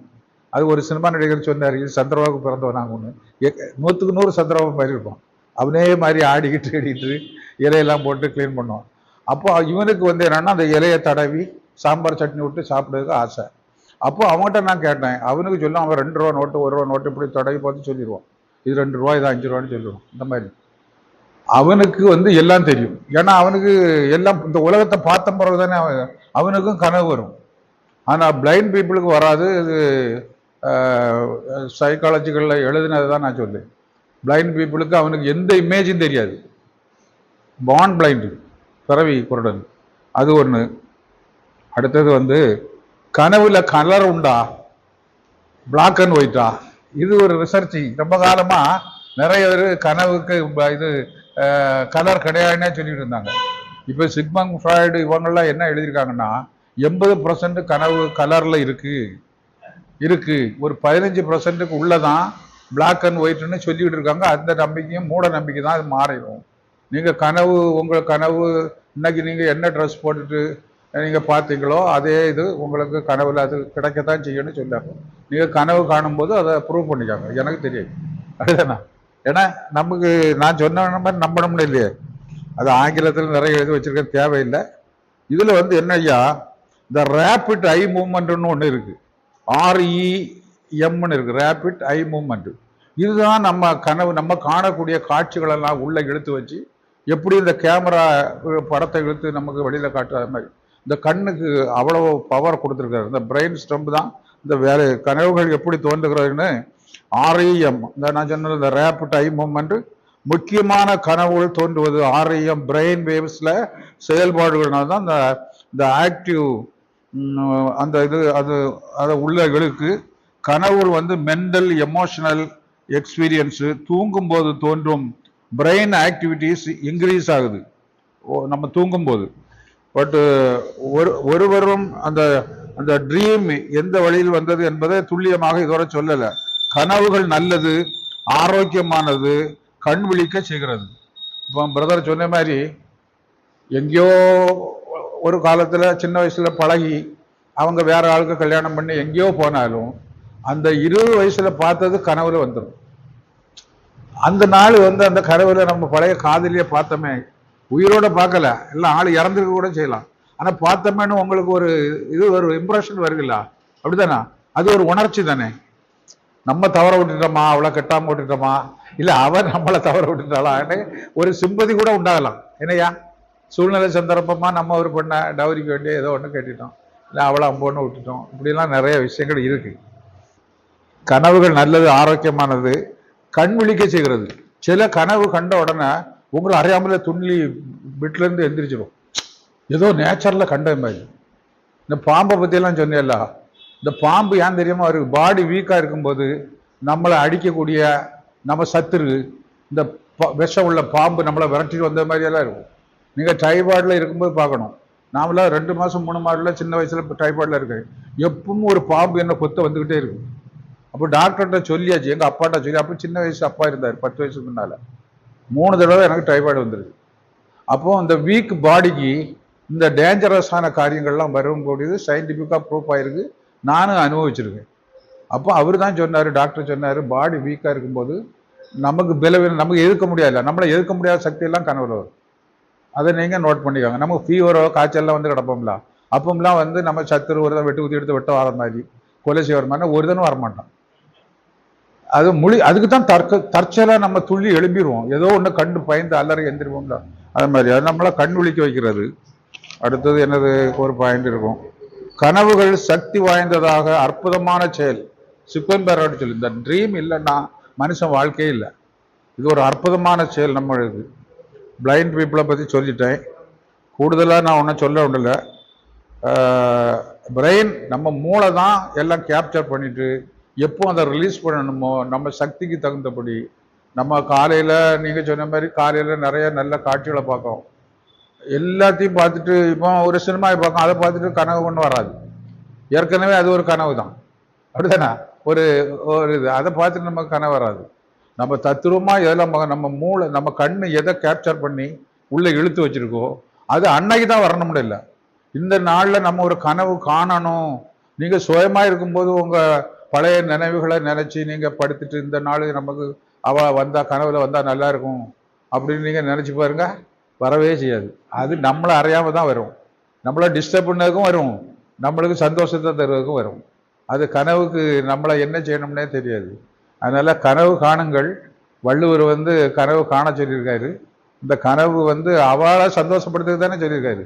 ஒரு நேரம் இணை பிரியாத ஒரு காதலன் அவளுக்கு கனவுல தோல்ல கை வச்சுட்டு அழகா படுத்திருக்கான், எந்திரிச்சிட்டான்னா நெஞ்சுக்குள்ளாலே இருக்கான். அப்போ ஒரு இம்மி அளவு கூட அந்த ஆள் பிரியலை, 2 பேரும் சந்தோஷமா இருக்காங்க. ஏன்னா தேங்க்ஸ். சான்றோர் பெருமக்களுக்கு வணக்கம். ஐயா ஒரு நீண்ட உரையை எடுத்துட்டாரு. எனக்கு கொடுத்திருந்த குரல், கனவினான் உண்டாகும் காமம் நனவினான் நல்காரை நாடித்தரக்கு. அது நனவில் அருள் செய்யாதவரை கனவு தேடிக்கொண்டு தருதலால் அக்கனவில் எனக்கு இன்பம் உண்டாயிற்று அப்படின்னு சொல்றேன். இப்ப திருக்குறளை பத்தி அப்புறம் சொல்றேன். முதல்ல ஒரு சிறிய செய்தி. இன்றைக்கு ஒரு 2 ஆளுமைகளுடைய தினம். ஒன்று திருவனந்தபுரம் கருப்பசாமி சண்முகம் என்பவருடைய தினம். யார் என்று தெரிகிறதா? சொன்ன ரொம்ப இவரா அப்படின்றீங்க. திருவனந்தபுரம் கருப்பசாமி சண்முகம் என்பவருடைய தினம், பிறந்தநாள். ஒண்ணு இல்ல, டி.கே. சண்முகம், அவை சண்முகம், டி.கே. சண்முகம் சகோதரர்கள் என்று சொல்லுவோம்ல, அவங்க நம்ம நாவூர் பகுதியை சேர்ந்தவர்கள். T K. Shanmugam, T K. Muthusamy, T K. Sankaran, T K. Bhagavathi, அப்படி 4 பேர் சகோதரர்கள். அதுல இன்னைக்கு டி.கே. சண்முகம் அவருடைய பிறந்த நாள். டி.கே. சண்முகத்தை பத்தி தெரியும், அவர் 2ஆம் வகுப்பு வரை தான் படிச்சிருக்கார். ஆனா தமிழகத்துல மிகப்பெரிய ஆளுமை நாடகத்துல அவர் ஔவையார் வேடம் நடிப்பதற்காக தன்னுடைய 2 கடவாய்ப்பற்களையும் எடுத்து விட்டாராம். ஏன்னா அந்த கடவாய்ப்பல் இருந்தா வாயை சுருக்க முடியாது, அப்படி சுருக்கினாதான் அது கிளவி மாதிரி தெரியும் அப்படிங்கிறதுக்காக ஔவையார் நாடகம் நடிப்பதற்காக அவர் தன்னுடைய கடவாய்ப்பல்லை எடுத்துவிட்டு கடைசி வரையும் கஷ்டப்பட்டார் என்று கூட சொல்கிறார். அந்த ஔவை சண்முகம் நாடகக்கலையில சங்கரதாஸ் சுவாமிகள், மதுரை சங்கரதாஸ் சுவாமிகளுடைய சபாவிலே சேர்ந்து நீண்ட காலம் நடித்திருக்கிறார். அவருடைய தம்பி டி.கே. பகவதி அவர்களும் நீண்ட காலம் நடித்திருக்கிறார்கள். அவருடைய தந்தையார் கருப்பசாமி, அவரும் ஒரு நாடக கலைஞர். அவர் தான் இவங்களை கொண்டு போய் சங்கரதாஸ் சுவாமிகளோட சேர்த்து விட்டுருக்காங்க. பின்னால் அவங்களே தனி சபாயெல்லாம் வச்சு அந்த சபாவை நடத்தி அதில் நிறைய நாடகங்களை நடத்தினார்கள். சினிமா படம் வர்றதுக்கு முன்னாலே 1930 மேனகா என்ற ஒரு திரைப்படம் வந்ததா. அந்த மேனகா என்ற திரைப்படத்திலே நடித்தவர் டி.கே. சண்முகம், அவருடைய தம்பி டி.கே. பகவதி. கடைசியில் 1979 6லிருந்து 60 வரை என்று ரஜினிகாந்த் ஒரு படம், அந்த படத்திலே கடைசியாக நடித்து முடித்தார்களாம். இப்படி நாகூரைச் சேர்ந்த இவர்கள் சினிமா துறையில மிகப்பெரிய ஆளுமையாக இருந்திருக்கிறார்கள். அந்த டி.கே. சண்முகம் அவருடைய பிறந்தநாள் என்று அவருடைய சகோதரர்கள் எல்லாமே அவரோடு சேர்ந்து நடித்திருக்கிறார்கள். மாப்போ சிவஞானத்தினுடைய தமிழரசு கழகம் என்ற கழகத்திலே அவர் பொதுச் செயலாளராக கூட இருந்தாராக அவருடைய வரலாறு கூறுகிறது. இன்றைய தினம் அவருடைய பிறந்தநாள். அதுபோல இன்னொரு மிகப்பெருமைய ஆளுமை மனோன்மணியம் சுந்தரம்பிள்ளை, அவருடைய நினைவு நாள் இன்று. டி.கே. பகவதிக்கு பிறந்த நாள், இவருக்கு நினைவு நாள். மனோன்மணியம் சுந்தரம்பிள்ளை உங்களுக்கு தெரியும், மனோன்மணியம் என்ற காவியத்தை எழுதியவர், மிகப்பெரிய தமிழ் அறிஞர். மனோன்மணியம் உலகம் ஃபுல்லா தமிழர்கள் மத்தியிலே பிரசித்தி பெற்றது. அந்த மனோன்மணியம் காவியத்திலே தான் இந்த தமிழ் வாழ்த்து பாடலே எழுதியிருக்கிறார். நீராடும் கடலொடுத்த நிலமடந்தை கெளிலொழுகும் என்ற பாடல் எழுதியிருக்கிறார். அது எழுதுறது 1791. ஆனால் அது 1970 தமிழக முதல்வர் கலைஞர் அவர்களால் நம்முடைய தமிழ்நாட்டுடைய தமிழ் வாழ்த்தாக அங்கீகரிக்கப்பட்டிருக்கிறது. அப்படிப்பட்ட பெரிய ஆளுமைகளுடைய நாள் இன்று. எனவே அவர்களை நினைவு கூர்ந்துவிட்டு என்னுடைய குரலுக்கு வந்து விடுகிறேன். அவர் சொன்ன மாதிரி இவர் பெரியவர் அவர் சொன்னார்ல, நேற்று தான் இன்னைக்கு தான் பார்த்தேன் அப்படின்னு சொல்லி, அதே மாதிரி நானும் நேற்று இரவுல தான் இந்த திருக்குறளை எடுத்து பார்த்தேன். தம்பி ராசா அப்ப நிறைய வாசிக்காருன்னு நினைக்கிறேன். நற்றிணை, குறுந்தொகை, அகநானூறு, புறநானூறு, 10 இன்னா 40, இவை 40, கார் 40, களவழி 40, திரிகடகம், இப்படியெல்லாம் நிறைய நம்முடைய தமிழ் இலக்கியங்கள் இருக்கு. எல்லாத்தையும் பாருங்க, எல்லாத்திலுமே காதல் இருக்கிறது, பிரிவு இருக்கிறது, துன்பம் இருக்கிறது, இன்பம் இருக்கிறது. இப்படிப்பட்ட எல்லாமே தமிழ் இலக்கியத்துல நம்ம பார்க்கலாம். காதலிப்பவன் காதலிக்காதவன் மனிதனே இல்லை, காதலித்துக் கொண்டே இருப்பவனும் மனிதன் இல்லை. அதனால காதல் வராத எந்த உயிரினமும் கிடையாது. காதல் கண்டிப்பா எல்லாருக்கும் வரும். அப்படி வருகிற போது ஒரு குறிப்பிட்ட காலத்துக்கு பிறகு கண்டிப்பாக பிரிவும் வரும். பிரியாத நபர்கள் ஒருவேளை இருக்கலாம், ஆனால் கண்டிப்பாக ஏதோ ஒரு வகையில பிரிவு வரும். அப்படி பிரிவு கணவன் அல்லது காதலன் பிரிந்து சென்று விட்டால் அந்த பெண்ணுக்கோ அல்லது அந்த இணைக்கோ என்றாவது ஒரு நாள் கனவு வரும். அந்த கனவிலே இந்த நிகழ்வு வரும். அப்படித்தான் இந்த வள்ளுவன் அகர முதல் எழுத்தெல்லாம் ஆதிபகவன் முதற்றே உலகு என்று ஆரம்பித்து ஊடுதல் காமத்திற்கின்பம் அதற்கின்பம் கூடி மிக பெறின் இந்த 1330 குறட்களிலே எந்த பாடலை எடுத்தாலும் ஒரு இனிமையான கருத்தும் இனிமையான சொல்லும் இனிமையான பொருளும் அங்கே இருக்கிறது. படிக்க படிக்க தெவிட்டாத ஒரு காவியம் என்றால் திருக்குறள் தான். ஆனா அதுதான் ஒருத்தருக்குமே பிடிக்காது. நீங்க பாத்தீங்கன்னா யார்ட்டையா ஒரு திருக்குறள் சொல்லுங்கன்னு கேளுங்க, இவ்வளவு 1300 திருக்குறள் இருக்கு, இப்படியே கொஞ்ச நேரம் யோசனை பண்ணிட்டு சொல்லுவாங்க அகர முதல் எழுத்தெல்லாம் ஆதிபகவன். இந்த ஒரு திருக்குறள் தான் எல்லாருக்கும் தெரியும். இந்த 1330 இந்த பேருந்துல கூட எழுதி போட்டுப்பாங்க, தீயினால் சுட்டமுன் உள்ளாரும் ஆறாதே நாவினால் சுட்டவடு பீலிவை சாக்காடும் மச்சிரும் அப்பண்ட சால மிகுத்து பயன் தீயவை தீய பயத்தலால் தீயவை தீயினும் மஞ்சப்படும். இப்படி அந்த பேருந்துல இருக்க திருக்குறளை படிச்சாலே நம்ம நிறைய படிச்சிடலாம். ஆனா நாம பல காலமா சொல்லிக்கிட்டு இருக்கோம் திருக்குறளை படிக்கணும் படிக்கணும்னு. நாமளும் படிப்போம், நமக்கு வருகிறவங்களுக்கும் சொல்லிக் கொடுப்போம். அந்த வகையில இன்றைக்கு நம்முடைய வள்ளுவர் கனவு நிலை உரைத்தல் என்கிற அதிகாரத்திலே ஒரு 10 திருக்குறளை கொடுத்திருக்காரு. அதுல 4வது குறள், கனவினான் உண்டாகும் காமம் நவினான் நல்காரை நாடித்தரற்கு என்கிற அந்த அதற்கு ஒரு சிறு தோழியும் தலைவியும் பேசக்கூடிய ஒரு சின்ன செய்தி எழுதி கொண்டு வந்தேன். அதை படித்துவிட்டு என்னுடைய உரையை முடித்துக் கொள்கிறேன். அதாவது கனவினால் அவள் பெற்ற இன்பம், கனவினால் அவள் பெற்ற காமம், எது வேணாலும் எடுத்துக்கலாம். அவள் பெற்ற இன்பம், அதாவது நனவில் அவன் அவளுக்கு இன்பம் தரவில்லை, அவளுடைய ஏக்கத்தை அவன் போக்கவும் இல்லை. அவன் அவளை பிரிந்து எங்கேயோ இருக்கிறான். ஆனால் அவளுடைய கனவில் அவன் வந்தான், அவளுக்கு குறைவற்ற இன்பத்தை கொடுத்தான். அதனால் அவளும் நிகரில்லா இன்பத்தை அடைந்தாள். எதுல? கனவுல. கனவில் தான் அவள் நிகரில்லா இன்பத்தை அடைந்தாள். தலைவன் பிரிந்திருந்த போது உண்மையில் அவள் கலங்கித்தான் போனாள். ஆமாம், அவள் ஏங்கி தவித்தாள் என்பது உண்மைதான். தன் காதலன் இன்று வருவான் நாளை வருவான் என்று நாளும் எதிர்பார்த்து காத்திருந்தாள். அவனது அன்பு நிறைந்த அணைப்பை பெறுவதற்கு துடித்து நின்றாள். ஒவ்வொரு நாளையும் அவள் ஆவலுடன் எதிர்பார்த்தாள். அவளுடைய ஆசைகள் அனைத்தும் நிராசையாகிவிடுமோ என நினைத்து ஏங்கினாள். தன்னை பிரிந்து சென்றவர் தானோ என்று கூட எண்ணினாள். இவ்வாறு அவள் நினைப்பதற்கு அவளுக்கு அச்சமாயிருந்தாலும் உண்மை அதுவாகிவிடுமோ என்று அச்சம் எழத்தான் செய்தது அவளுக்கு.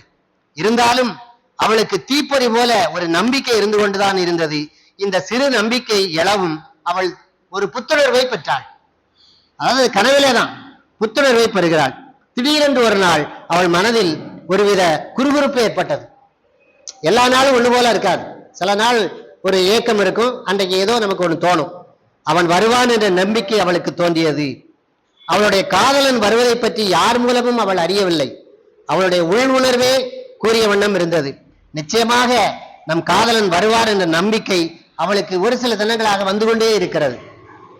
இவ்விதம் திடீரென்று தன் உள்ளத்தில் உறுதியாக ஏற்படவும் அவள் தன் தோழியிடம் இதை பற்றி கூறினாள். நமக்கு ஏதாவது தோணுச்சுன்னா நம்முடைய நண்பர்கிட்ட ஏதாவது சொல்லணும்.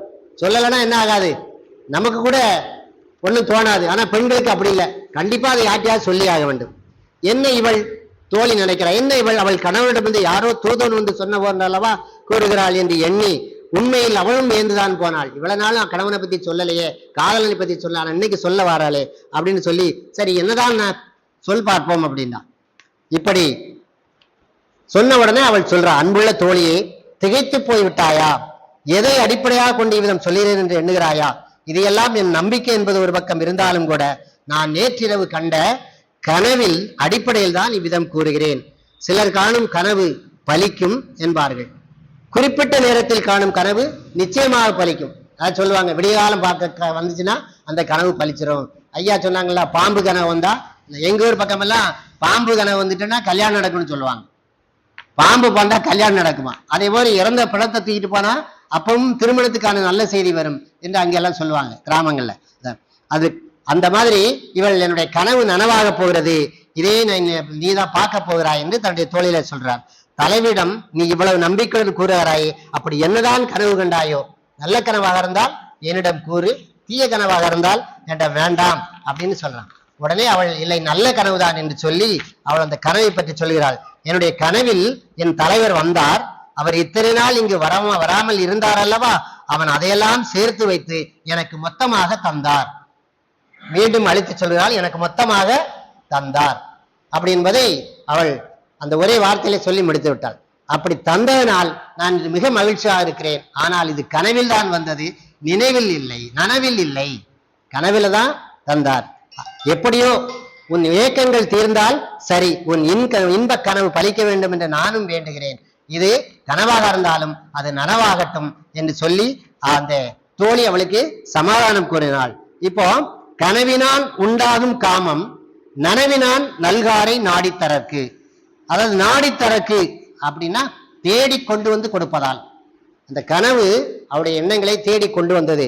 நல்கார், நல்கார்னா இன்பம் தராதவர், அதாவது நனவில் இன்பம் தராதவர் கனவில் இன்பம் தந்தார். எனவே நனவினால் நல்காரை நாடித்தரக்கு, கனவினால் காமம் உண்டாகும்.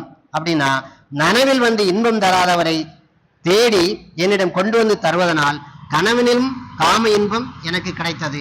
அதாவது கனவா இருந்தாலும் கூட எனக்கு இந்த காம இன்பம் கிடைத்தது என்பதை வள்ளுவர் இந்த 1.25 அடியிலே மிக அருமையாக கனவு நிலை, கனவு எப்படி வந்தது, அதில் காதலன் எப்படி வந்தார், அப்போ எப்படி எனக்கு அந்த இன்பத்தை தந்தார் என்பதை கூறுகிறார் என்று கூறி விடைபெற. நன்றி, வணக்கம்.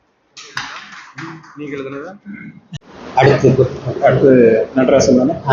அருமை நண்பன் நடராசன் அவர்கள் உரையாற்றும்போது அழைக்கின்றேன். இந்த குமரி மாவட்ட திருக்குறள் 358வது ஆய்வு மையத்துக்கு வருகை தந்து அரங்கினை சிறப்பிக்கின்ற உங்கள் அனைவருக்கும் வணக்கம். நடத்தி கொண்டிருக்க மேடை தலைவர் மற்றும் அனைவருக்கும் வணக்கம்.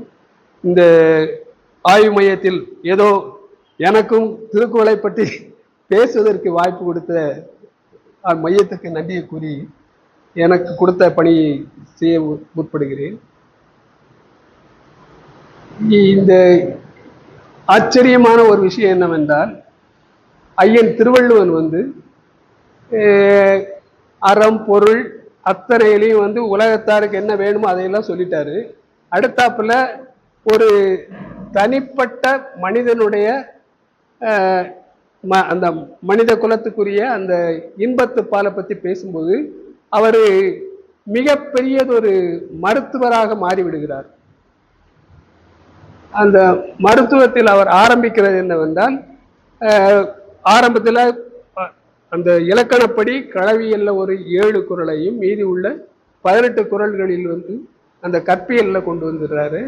அந்த கற்பியல்ல கொண்டு வர்ற சமயத்தில் அவர் ஆரம்பிக்கிறது அந்த கற்பியல்னாலே இது அது முக்கியமான ஒரு நிகழ்வாக, மற்ற கொண்டாட்டங்கள்லாம் போட்டு அந்த தலைவன் தலைவி பிரிதல், அதன் தொடர்பாக வரக்கூடிய அந்த துயரம், அதற்கு அடுத்து முடிவில் எவ்வாறு அவர்கள் இணைகிறார்கள், இன்பம் எய்துகிறார்கள் என்பதை கூறுகிறார். கற்பியல்ல பிரிவாட்டாமை, படமெலிந்திரங்கள், கண் விதிப்பழிதல்,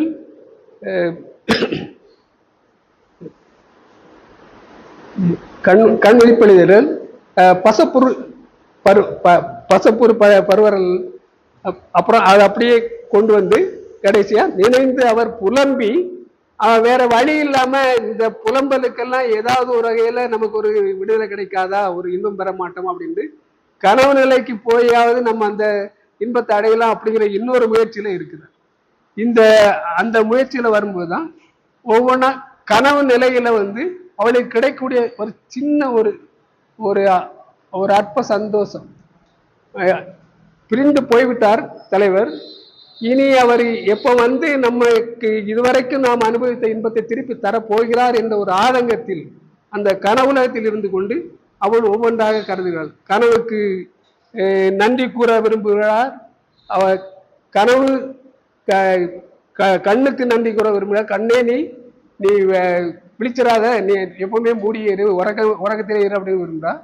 அந்த மாதிரி வருகிற ஒரு கட்டத்தில் என்ன இப்படியெல்லாம் பேசிட்டு வரும்போது கனவினால் நல்கா கொடியார் நனவினால் நல்கா கொடியார் கனவினால் எம்மை பீழிப்பது அப்படி ஒன்று 1227 அந்த குறள்ல சொல்றாரு. இந்த குறளை பொறுத்த மட்டும்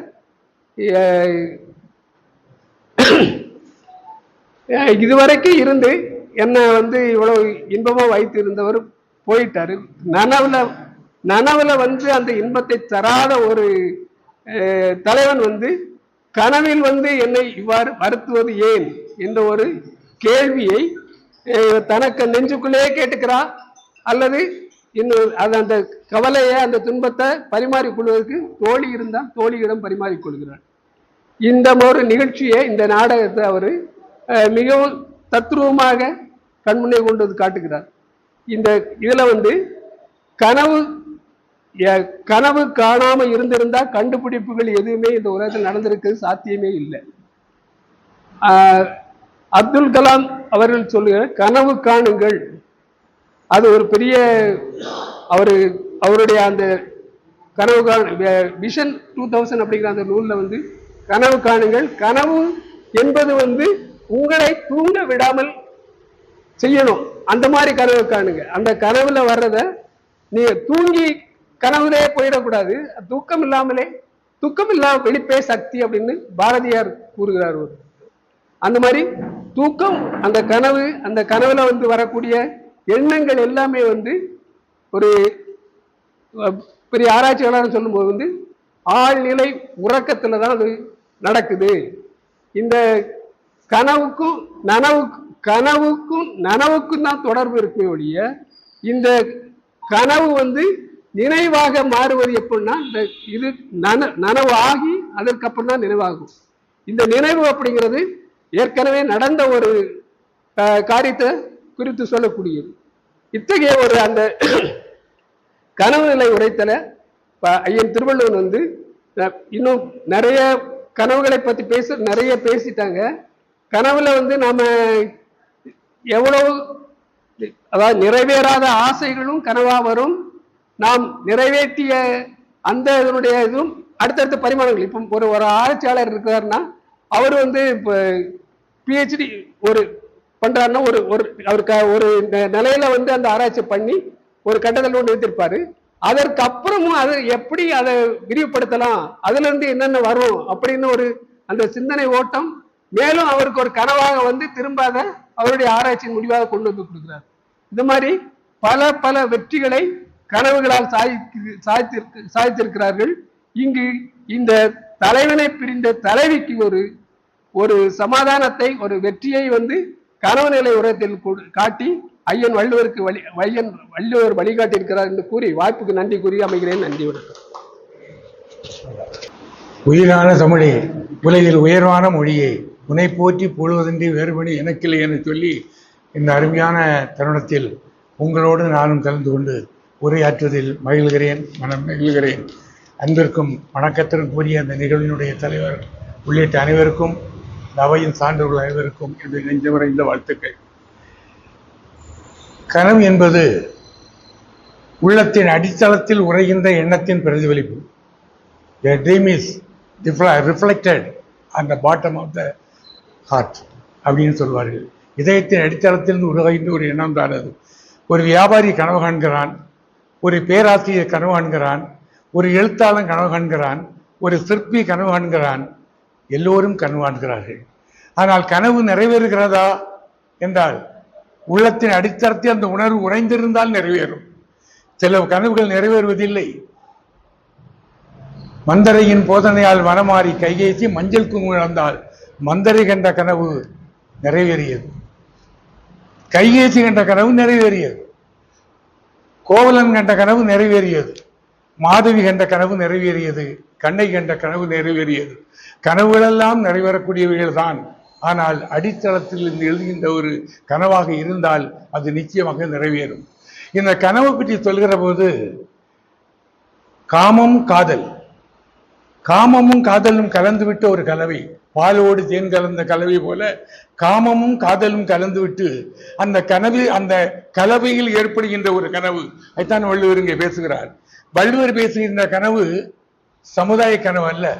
வள்ளுவர் பேசின கனவு முதியோர் கனவு அல்ல. வள்ளுவர் பேசுகின்ற கனவு வியாபார கனவு அல்ல. இளம் உள்ளங்களின் எழுச்சி உள்ளத்தை துள்ளுகின்ற காதல் கனவு.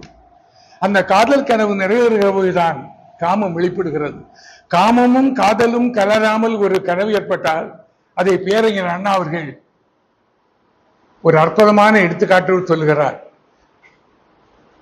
மலர் பறிக்கப்பட்ட நந்தவனம். அப்படிப்பட்ட ஒரு காதல் கரைவேறாமல் போனால், கனவு நிறைவேறாமல் போனால், நெஞ்சம் நெகிழாமல் போனால், காமமும் காதலும் கலவாமல் போனால் அந்த மனம் சார்ந்த உடல் அறுவடை செய்யப்பட்ட வயல் போல, மலர் பறிக்கப்பட்ட நந்தவனம் போல, மலையறியா பயிர் போல வாடிவிடும் என்று பேருகிறார் அண்ணா அவர்கள் சொல்லுகிறார்கள். எனவேதான் இந்த காதலை பற்றி பேசுகிற போதெல்லாம் இந்த உணர்வு வருகிறது. இந்த காதலை பற்றி வள்ளுவர் பேசுகிற போது இந்த குரலுக்கு வருகிறேன். கனவினால் நல்காரை நோவார், கனவினால் நல்காரை நோவார், கனவினால் காதல் காணாதவர், கனவிலே காதலரை காணாதவர், கனவினால் காதலரை காணாதவர் நனவாயிலே வந்து என்னிடம் அன்பு செய்யாது என் காதலை நொந்து பழகுவார். எப்படி? கனவிலே தன்னுடைய காதலரை காணாத ஒருவர், அது ஆணோ பெண்ணோ, அவர் நனவிலே வந்து என்னை இன்புறச் செய்யாதவரை வெற்றினார் நோவுறேன் சொல்கிறார். ஒரு பக்கம் கனவிலே வருவார், காணாதவர் தான் நோகிறார். கனவிலே காண வேண்டும் என்றால் நெஞ்சத்திலே உழைந்திருக்க வேண்டும் அல்லவா? நெஞ்சத்திலே உறையவில்லை என்றால் இப்படி கனவு காண முடியும்? கனவு காண முடியாது. கனவு வெளிப்படுகிறது என்றால் நெஞ்சத்தில் உறைந்த ஒரு அமைப்பால் இருக்க வேண்டும். நெஞ்சத்தில் உறைவிடவில்லை என்றால் கனவு நிச்சயமா வராது. எல்லா கனவுகளையும் பாருங்கள். நீங்கள் ஓடுகிற ஒரு விளையாட்டு வீரன் கனவு காண்கிறான் என்றால் ஓட்டப்பந்தயத்தில் ஜெயிக்க வேண்டும் என்று கனவு கொண்டிருப்பான். தான் செய்கின்ற சிற்பம் அளவுல அமைய வேண்டும் என்றால் சிற்பி இரவுகளாக கனவு காண்பான். மின்சாரத்தை கண்டுபிடித்தானே தாமஸ் ஆல்வா எடிசன் இரவு நேரமாக கனவு கண்டிருப்பான். அவனுடைய கனவு தான் முடிந்தது. கனவு காண்கள் என்று அப்துல் கலாம் அவர்கள் சொன்னார்கள். உறங்குவது போல அல்ல, உறங்குவது ஏற்படுவதில்லை கனவு, விழிக்கிற போதும் அந்த கனவு ஏற்படும். கனவு உள்ளத்தினுடைய தெளிவு, உள்ளத்தினுடைய எழுச்சி, உள்ளத்தினுடைய பிரதிபலிப்பு என்று அருமையாக சொன்னார்கள். வள்ளுவர் சொல்கின்ற ஒரு குரலில் கூட ஒரு முரண்பாடு உண்டு. ஊழிப்பெருவெளி ஆய்வுல மற்றொன்று சூழினும் தான் முன்வந்தோறும் வள்ளுவர் சொல்றார். ஊழிப்பெருவெளி ஆய்வுல மற்றொன்று சூழினும் தான் முன்வந்தோறும். ஊழ் தான் பெருசு, எது வந்தாலும் முன்ன வந்து நிற்கும் அப்படிங்கிறார். அடுத்த குரலுக்கு வாங்க. ஊழையும் பக்கம் காண்ப உயவின்றி தாளாக ஏற்றுவர். ஊழ் தான் பெருசுன்னு சொன்ன பிறகு ஊழ் தான் பெருசுன்னு சொல்லி முடிச்சாச்ச. அப்புறம் அந்த ஊழை எப்படி வெல்ல முடியும்? வெல்ல முடியும். உழைப்புக்காக, முயற்சிக்காக வள்ளுவர் சொல்லப்பட்டது. முயன்றால் முடியும். நெருப்பு சுடும் என்று எல்லோருக்கும் தெரியும். நெருப்பு சுடும், எல்லாரும் தெரியும். நெருப்பு நடந்து போறாமல்ல. பக்தி என்ற போர்வையை பொருத்தி கொண்டு, மனதை அடக்கி கொண்டு, வேதனையை தாங்கிக் கொண்டு அந்த நெருப்பில் ஓடுகிறானே, அது ஏத்தான் அந்த குரலுடைய அந்த இரண்டாவதுடைய பொருள். ஊழ் என்று ஒன்று இருந்து உன்னை வசப்படுத்தினாலும் அதையும் உன்னால் வெல்ல முடியும் என்ற முரண்பாடுகளையும் தாண்டி உழைப்பிறப்பை பற்றியும் முயற்சியை பற்றியும் வள்ளுவர் சொல்லுகிறார். இங்க 7வது குரலில் ஒரு பிரச்சனை வருகிறது. 1217வது குரல் நினைக்கிறேன். நினைவினால் நல்கா கொடியார், நினைவினால் நல்கா கொடியார், கனவினால் என் எம்மை பிழிந்து பிழிப்பது. கனவினால் நல்கார், என் கனவுகளோட வரல, ஆனால் நினைவில் கூட அவன் என்னை கொடுமைப்படுத்துகிறான். எப்படி? கனவில் கூட வராத ஒருவன், நனவில் கூட வராத ஒருவன் கனவில் வந்து எப்படி கொடுமைப்படுத்த முடியும்? நனவினால் வராத ஒருவன், நனவினால் நேரடி தோற்றம், என்னுடைய பேச்சில், என்னுடைய பழக்கத்தில், என்னுடைய வழிமுறைகளில் காதல் செய்யாத ஒருவன், அன்பு காட்டாத ஒருவன் கனவில் வந்து எப்படி செய்ய முடியும்? முரண்பாடு இங்கே. அந்த குரலில் சொல், கனவில் வராதவன் நனவில் வந்து என்னை இன்பற்றுகிறார் என்று ஒரு குரலை சொல்கிறார் 19வது குரலில். ஆனால் 17வது குரலில் கனவிலும் வரவில்லை, நனவிலும் வந்து என்னை கொடுமைப்படுத்துகிறார். இங்கே இரண்டையும் வள்ளுவர் சொல்கிறார். கனவிலும் வரவில்லை, நனவிலும் வரவில்லை. அங்கே கனவில் வரவில்லை, நனவில் வருகிறார் என்று சொல்கிறார். இந்த முரண்பாடு விளக்கத்தை நம்முடைய ஆசிரியர்கள் இங்கே சொல்லுவார்கள். இப்படி விளக்கம் இருக்கிறது இல்லை, ஒரு வேறுபாடு இருக்கிறது, முரண்பாடு காட்ட முடிகிறது. எனவே இப்படிப்பட்ட செயல்பாடுகளும் இப்படி எண்ணங்களும் கனவிலே வந்து கொஞ்சம் நம்மளை முரண்பட வைக்கிறது. ஆனால் கனவு காண்பது என்பது, இப்போது கூட ஒரு செய்தியை நான் பார்த்தேன். சென்னையில் இருக்கிற போது 20ஆம் தேதி இரவு ஒரு பேராசிரியருடைய மகள் ராத்திரி 12 மணிக்கு விஜய் தான் ஜெயிக்கணும், விசில் தான் அடிக்கணும், இன்னும் ராத்திரி உறக்கத்தில் எழுப்பி பேசுதான். அவர் வந்து எழுப்பி பார்த்துக்கிட்டு, என்னம்மா இப்படி பேசுற? இல்லை, விஜய் தான் ஜெயிக்கணும் அப்படின்னு சொல்லுதான். அவருக்கு ஒரே இதாகி போச்சு. அடுத்த நாள் காலையிலுடைய நண்பரை பார்த்து என் பிள்ளை இப்படி சொல்லுது, சப்போஸ் விஜய் ஜெயிக்கி விசில் சின்னத்தை பெற்ற விஜய் ஒருவேளை அமைச்சராக வராவிட்டால் இவள் இறந்து விடுவாளோ என்ற பயம் இருக்கிறது. அவளுடைய கனவு அது, அவள் இறந்து விடுவாளோ என்ற ஒரு பயம் இருக்கிறது. நீங்கள் ஆறுதல் சொல்லுங்கள் என்று நண்பரிடம் சொல்லி இருக்கிறார். அந்த நண்பர் நம்முடைய இதுல வந்து ஒரு செய்தி அனுப்பியிருக்கிறார். இன்றைக்கு இருக்கிற அரசு, இனி வருகிற எந்த அரசாக இருந்தாலும் சரி, இளைஞரையெல்லாம் கூப்பிடுங்கள். நீங்கள் அறிவுபூர்வமான செய்திகளை நீங்கள் சொல்லுங்கள். ஏதுமறியாத இளைஞர்களை விசத்தி விளைவிக்கிறார்கள். அவர்களுக்கு எதுவுமே தெரியவில்லை, எந்த உணர்வுமே தெரியவில்லை, எந்த உணர்வும் அவர்களுக்கு இல்லை, காதலும் இல்லை, காமமும் இல்லை, ஒன்றும் இல்லை. அவர்களுக்கு தெரிஞ்சதான ஒரே ஒரு செய்திதான். எனவே நீங்கள் கல்லூரிகளிலும் கலாச்சார இடங்களிலும் கல்வி சாலைகளிலும் பொது இடங்களிலும் இளைஞர்களுக்காக நீங்கள் பேசுங்கள். இளைஞருடைய மனம் மாற்ற வேண்டும், சைக்காலஜிக்கல் அவருடைய மனம் மாறுபட வேண்டும் என்ற செய்தியை அவர் நண்பர் இந்த செய்திகளை இன்று இதுல கைபேசியிலே அறிவித்திருக்கிறார். காதல், காமம், கனவு, இது சினிமாவில் வந்துட்டு கனவு கண்டேன் தோழி என்று கண்ணதாசன் பாடியிருக்கிறார் பல இடங்களில். வீரவாட்ட கெட்டபொம்மன் படத்தில் அவர் தான் உடனே சொன்னார். அவர் தான் அவர் கெட்டபொம்மன் படம் இன்னும் மனசை விட்டு மாறவில்லை நம்முடைய பிள்ளைகளுக்கு. அவர் சொன்ன செய்தியை சொல்ற போது அவர் அருமையா சொன்னார். வெள்ளையம்மாள் என்ற கதாபாத்திரம் பேசுகிறது, கனவு மெய்ப்பட வேண்டும் என்று பாரதி சொல்கிறான், கனவு வந்து நினைவில் வர வேண்டும் என்று சொல்கிறான், கனவு காட்சிப் பொருளாக வர வேண்டும் என்று சொல்கிறான். கனவுதான் வாழ்க்கையின் முக்கியமான ஒரு பகுதியாக இருக்கிறது. கனவு கண்டவர்கள் வெற்றி அடைவார்கள். ஆனால் அந்த கனவு நல்ல கனவாக இருக்க வேண்டும். ஒரு அழித்தோடைய என்ற கனவு இருக்கக்கூடாது. மந்திரை கண்ட கனவாக இருக்கக்கூடாது. மந்திரை கண்ட கனவு மன்னனை அழிக்க வேண்டும் என்பது, அப்படிப்பட்ட கனவாக இருக்கக்கூடாது. நல்ல கனவு உங்களை நலமாக மாற்றும். நல்ல கனவு வாழ்க்கையை வளமாக்கும். நல்ல கனவு உங்கள் எண்ணத்தை சீர்படுத்தும் என்று சொல்லி இந்த நல்ல வாய்ப்புக்கு நன்றி சொல்லி அமர்கிறேன். நன்றி, வணக்கம். அன்பர் பெருமக்கள் அனைவருக்கும் என்னுடைய பணிவான வணக்கம். கனவு நிறைய பேசியாச்சு. சிக்மன் இருந்து தொடங்கி நிறைய சொல்லியாச்சு. அதான் ஒரே ஒரு விஷயம் எல்லாரும் சொன்னாங்க, இதுவரை நடந்த நிகழ்வுகளின் பதிவில் இருந்துதான் கனவு வரும் என்று சொன்னார்கள். அது அவ்வளவு சரியல்ல என்று ஒரு ஆய்வு இருக்கிறது. நாம் எதிர்பார்ப்பது அல்லது இதுவரை எதிர்பாராத நிகழ்வுகள் கூட கனவாக வந்திருக்கின்றன. நிறைய பதிவுகள் இருக்கின்றன. அதுக்குள்ளெல்லாம் போகல, ரொம்ப நேரம் காணது. நம்ம அப்துல் கலாம் ஐயா சொன்னால் கனவு காணுங்கள், தூக்கத்தில் இருந்தது கனவு இல்லை, அதெல்லாம் சொல்லிட்டாங்க. உறக்கத்தில் வருவது ஒரு கனவு, மனக்கிறக்கத்தில் வருவது ஒரு கனவு. காதலால் மனம் கிறங்கி போய் கிடக்கும் பெண் கனவு கண்டால் எப்படி இருக்கும்? காதலால் மனம் கிறங்கி போய் கிடக்கும் ஒரு பெண் கனவு கண்டால் என்ன ஆகும், அவள் மனநிலை என்ன ஆகும் என்பதுதான் இந்த அதிகாரத்தில் வள்ளுவர் கொஞ்சம் விளக்கமா சொல்றார். கனவை பத்தி இலக்கியங்கள்ல நிறைய பாடல்கள் இருக்கு. ஆண்டாள் கனவு கண்டிருக்கிறார். மத்தளங்கொட்ட வரிசங்கம் நின்றுவத முத்துடை தாம் நிறைதாழ்ந்த பந்தற்கீழ் மைத்துனன் தம்பி மதுசூதனன் வந்து என்னை கைத்தளம் பற்ற கனா கண்டேன் தோழி. ஆண்டாள் அந்த பாட்டை அப்படியே கொஞ்சம்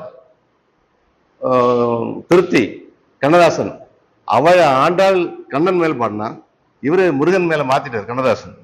மத்தள மேளம் முரசொலிக்க வரிசங்கம் நின்றாங்கே ஒலி இசைக்க கைத்தளம் பற்ற கனவு கண்டேன். அந்த பாட்டுல அடுத்த ஒரு சரணத்துல ஒரு முக்கியமான பாயிண்ட் சொல்றார். ஒரு பள்ளியறையில் நான் தனித்திருந்தேன். கனவுல அது இந்த காமத்து பால்ல வரக்கூடிய கனவுல பள்ளியறை ஒரு முக்கியமான இடம் வகிக்கிறது. பள்ளியறையில் நான் தனித்திருந்தேன், பக்கத்தில் வந்து நீ என் கண்மறைத்தாய், துள்ளி எழுந்து நான் தேடி நின்றேன் தோழி, தூக்கத்தின் கனவென்றுதான் உரைத்தாள். அது கண்ணதாசனுடைய கவிதை வரிகள். இப்படி காதலனை நினைச்சு அவனோட உறவு கொள்வதாக, அவனோட கலந்து இன்புறுவதாக கனவு கண்டு அந்த கனவே போதும் என்று சில குரலிலும், அந்த கனவை கொண்டு வந்த கண்ட இன்பத்தை தூதாக கொண்டு வந்த கனவுக்கு நான் என்ன கைமாறு செய்வது என்ற ஒரு குரலிலும், நனவிலேயே வரல கனவுல வந்து என்னை பாடாப்படுத்துறாரே என்ற ஒரு குரலில் அவள் புலம்புவதாகவும், இப்படி பல்வேறு குரல்களில் அவரு சொல்லிட்டு இருக்கார். இப்போ 7வது குரல் ஐயா ஒரு சந்தேகம் கேட்டாங்க. நனவினால் நல்கா கொடியார் கனவினால் என்னம்மை பிணிப்பது. அதுனே 7வது குரல்ல நனவுல வரல நீ, அப்புறம் கனவுல எப்படி வர முடியும்? அப்படி அல்ல அந்த பொருள். கனவுல வரான் அவன், கனவுல வந்து இன்பம் தான் தரான். ஆனா முழிச்சிடல, முழிச்ச உடனே ஐயோ வெறும் கனவா போச்சேன்னு ஒரு துன்பம் வருது. திரும்ப அவனை தேடுறா, அந்த ஏக்கம், அந்த ஏக்கத்தை தான் இவர் இந்த சொல்றாருங்கிறது என்னுடைய கருத்து. நனவினால் நல்கா, எனக்கு நேர்ல வந்து எனக்கு இன்பத்தை தரவில்லை, அவன் கொடியவன், நல்கா கொடியர். கனவுல மட்டும் வந்து என்னை பாடாப்படுத்துறியப்பா அப்படின்னு புலம்புவதாக எடுத்துக்கொள்ளலாம். அப்புறம் நம்ம இவரு ஆயர் ஒரு குரல் சொன்னார்ல, துஞ்சுங்கால் தோல்மையாளராகி விளைக்குங்கால் நெஞ்சத்தோராக விரைந்து. அந்த குரலுக்கு கொஞ்சம் ஆய்வு உரியது. அதாவது என்ன சொல்றாருன்னா, நான் படுத்திருக்கும் போது என் தோல் தழுவி கிடந்தான். அதாவது கலவி அவ அந்த இன்பத்துல கண்ணை திறந்து பார்த்தா காணல, அவனை பழையபடி நெஞ்சுக்குள்ள போயிட்டான். எப்போதும் நெஞ்சுக்குள்ள இருக்கான், இன்னைக்கு நேர்ல வந்து என்னை கலந்தான் அப்படின்னு நினைச்சு மகிழ்ந்து கண்ணை திறந்து பார்க்கும்போது அவன் இல்லாம போயிட்டான், நெஞ்சுக்குள்ள போயிட்டான் அப்படிங்கிறது தான் அந்த குரல். அதுக்கு நம்ம நெல்லைக்கண்ணன் சுவையா ஒரு அவரே எல்லா இந்த காமத்து பாலுக்கு எல்லாம் கவிதையாகவே எழுதியிருக்கார் உரை. இதுக்கு கொஞ்சம் சுவையா எழுதியிருக்கார். தோழியர்கள் கொஞ்சம் பேர் பெண்கள் உட்கார்ந்து உன்னுடைய காதலன் எப்படி, என்னுடைய காதலன் அப்படியாகும், தங்களுடைய காதலனின் பெருமையை பேசிக் கொண்டிருக்கிறார்கள். என் காதலர் அப்படியாகும், அவர் ஆண்மை நிறைந்தவர், அவர் அழகர், அவர் செல்வம் சம்பாதித்தவர், அப்படி தங்களுடைய காதலனின் பெருமையை பேசிக் கொண்டிருக்கும் போது நம்முடைய கதாநாயகி சொல்றார், என்னுடைய காதலன் வேகமானவன், விரைவானவன். உடனே எல்லாரும் அமைதியாக, எப்படி அவ்வளவு வேகமா அவ்வளவு விரைவா என்று கேட்கிறார்கள். அப்பதான் அவர் சொல்றா, அதை அவரு கவிதையா போட்டு எழுதியிருக்காரு, நான் முழுவதும் சொல்லலை. இது கேட்ட தோழியர் ஏக்கத்தோடு கேட்டார், சொல் அந்த வேகத்தை சொல். கரையேற வழியின்றி காதலனும் கன்னியவள் தோள்களிலே சாய்ந்திருந்தான். நிம்மதியில் பெண்ணவளும் கண் திறந்தாள். விரைவென்றால் எவ்விரைவு, காதலனும் வேழ்விழியாள் நெஞ்சத்தனை சென்றடைந்தான். தோழியர் கேட்கிறாங்க, கண்ணை திறந்தோன்னு போயிட்டானா, இவ்வளவுதானா அப்படின்னு அதை சுவையா அவரு முடிக்கிறார். இப்போ எனக்கு கொடுத்த குரல், நனவினால் நம் நீத்தார் என்பர், கனவினால் காணார்கள் இவ்வுறவர். அதாவது நனவுல உண்மையில என்னைய விட்டு பிரிஞ்சுட்டான் அப்படின்னு இந்த ஊர்க்காரங்கள்லாம் என்னுடைய காதல பழிக்கிறாங்க. ஆனா நான் கனவுல அவனை கண்டு அவனோட இன்புற்று கொண்டுதான் இருக்கிறேன். அது அவங்களுக்கு தெரியல. இதுல ரெண்டு வகையா சொல்றாங்க. என் காதலர் என்னை விட்டு பிரிந்தமைக்காக இந்த ஊரார்கள் அவரை தூற்றுகிறார்களே, இவர்கள் யாரும் தம் காதலரை கண்ணால் காண்பதில்லையோ? அப்ப அவங்க தன்னுடைய காதலரை கண்ணால் கண்டிருந்தா இவ்வளவு அப்படித்தானே இருப்பா நினைச்சு தூட்ட மாட்டாங்க அப்படின்னு ஒரு பொருள். மூவா என்ன சொல்றாருன்னா, மணக்குடவர் சொல்றது பின்பற்றி தான் மூவா எழுதுறாரு. என் காதலரை நான் கனவில் காண்பது போல அவர்களும் காணவில்லையா? இவருடைய காதல் அவங்க ஏன் காண போறாங்க? அவங்க காதலர் தானே காணணும். என்னுடைய காதலனே அவர்கள் ஏன் கனவுல வராருல்ல, அது மாதிரி அவங்க கனவுல அவர் வரலையா? அதனாலதான் அவர் கேட்கிறாங்களோ அப்படிங்கிற பொருள் கூட எழுதியிருக்கிறார் மூவா. எனக்கு அது மூவா பெரிய அறிஞர். நிறைய குரல்கள்ல அவருடைய சிறிய கருத்து மாறுபாடு இருக்கிறது. பரிமையாளர் என்ன சொல்றாரு, என் காதலர் என் கனவில் என்னோட இன்பமாக இருக்கிறார் என்பதை ஊரார் அறியவில்லையா? அவர்கள் அறிந்திருந்தால் இப்படி என் காதலரை தூட்ட மாட்டார்கள். அவ்வளவுதான். சுருக்கமா முடிக்க சொன்னதுனால நான் சுருக்கமா எவ்வளவு முடியுமோ அவ்வளவு சுருக்கமா முடிச்சிருக்கேன். நன்றி, வணக்கம்.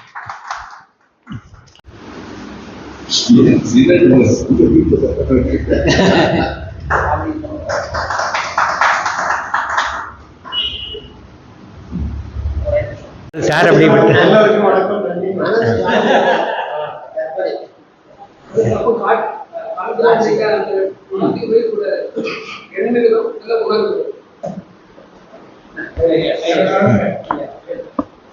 அனைவருக்கும் நன்றி. காலம் மிக குறைவு. என்னுடைய கனவு கலைந்து போய்விட்டது. ஏனென்றால் காலம் எடுத்து விட்டது. காலம் எடுத்த பிறகு கனவு கலைந்து விட்டது. ஆமா, சிறு வயதிலே அந்த பத்திரிகைகளை பாட்டிக்கின்ற பொழுது கனவு கண்ணி என்றெல்லாம் நடிகைகளுக்கு போடுவார். வள்ளுவன் காலத்திலும் இதை போட்டிருக்கிறான். அவன் வேறு ஜாடையிலே இலக்கியத்திலே சொல்லியிருக்கிறான், கனவு நிலை உரைத்தல் என்று. அது பெண் உரைப்பதாக தான் சொல்லி செல்கிறார் என்று ஐயெல்லாம் சொன்னார். பெண் தன்னுடைய வெட்கத்தை விட்டு சொல்வதே ஒரு கனவு நிலையில் தான் சொல்ல முடியும், ஒரு மயக்க நிலை. இங்கே போஸ்ட் மாஸ்டராக இருந்தவர் அழகாக சொன்னார். 3 நிலை வந்த பிறகு 4வது நிலையிலே அந்த ஆழ்ந்த உறக்கத்திலே, அது விடியல் வருகின்ற உறக்கத்திலே கைகாலெல்லாம் இறுகின பிறகு அந்த மூளை வேலை செய்கின்ற பொழுது அந்த ஃப்ராய்டு பார்த்து கொண்டே போனான். எந்த உருவம் எங்கே என்று தேடி ரயில்வே நிலையத்திலிருந்து ரொம்ப தூரம் போய் ஒரு நாள் பார்த்தார். அந்த கனவை எங்க கண்டான். அப்படி ஒரு நிலை மனிதனுக்கு வருகின்ற பொழுது, பெண்ணுக்கு வருகின்ற பொழுது உரைத்தது. பெண்ணுக்கு வந்திருக்கிறது, ஃப்ராய்டுக்கு முன்பே வந்திருக்கிறது, வள்ளுவனுக்கு முன்பே வந்திருக்கிறது. இங்கே பேசிய நண்பர்கள் எல்லாம் சொன்னார்கள், அருமையாக சொன்னார்கள். குறுந்தொகையிலே நிறைய கனவு காட்சிகள் உண்டு, சிலப்பதிகாரத்திலே உண்டு, ராமாயணத்திலே உண்டு கனவு.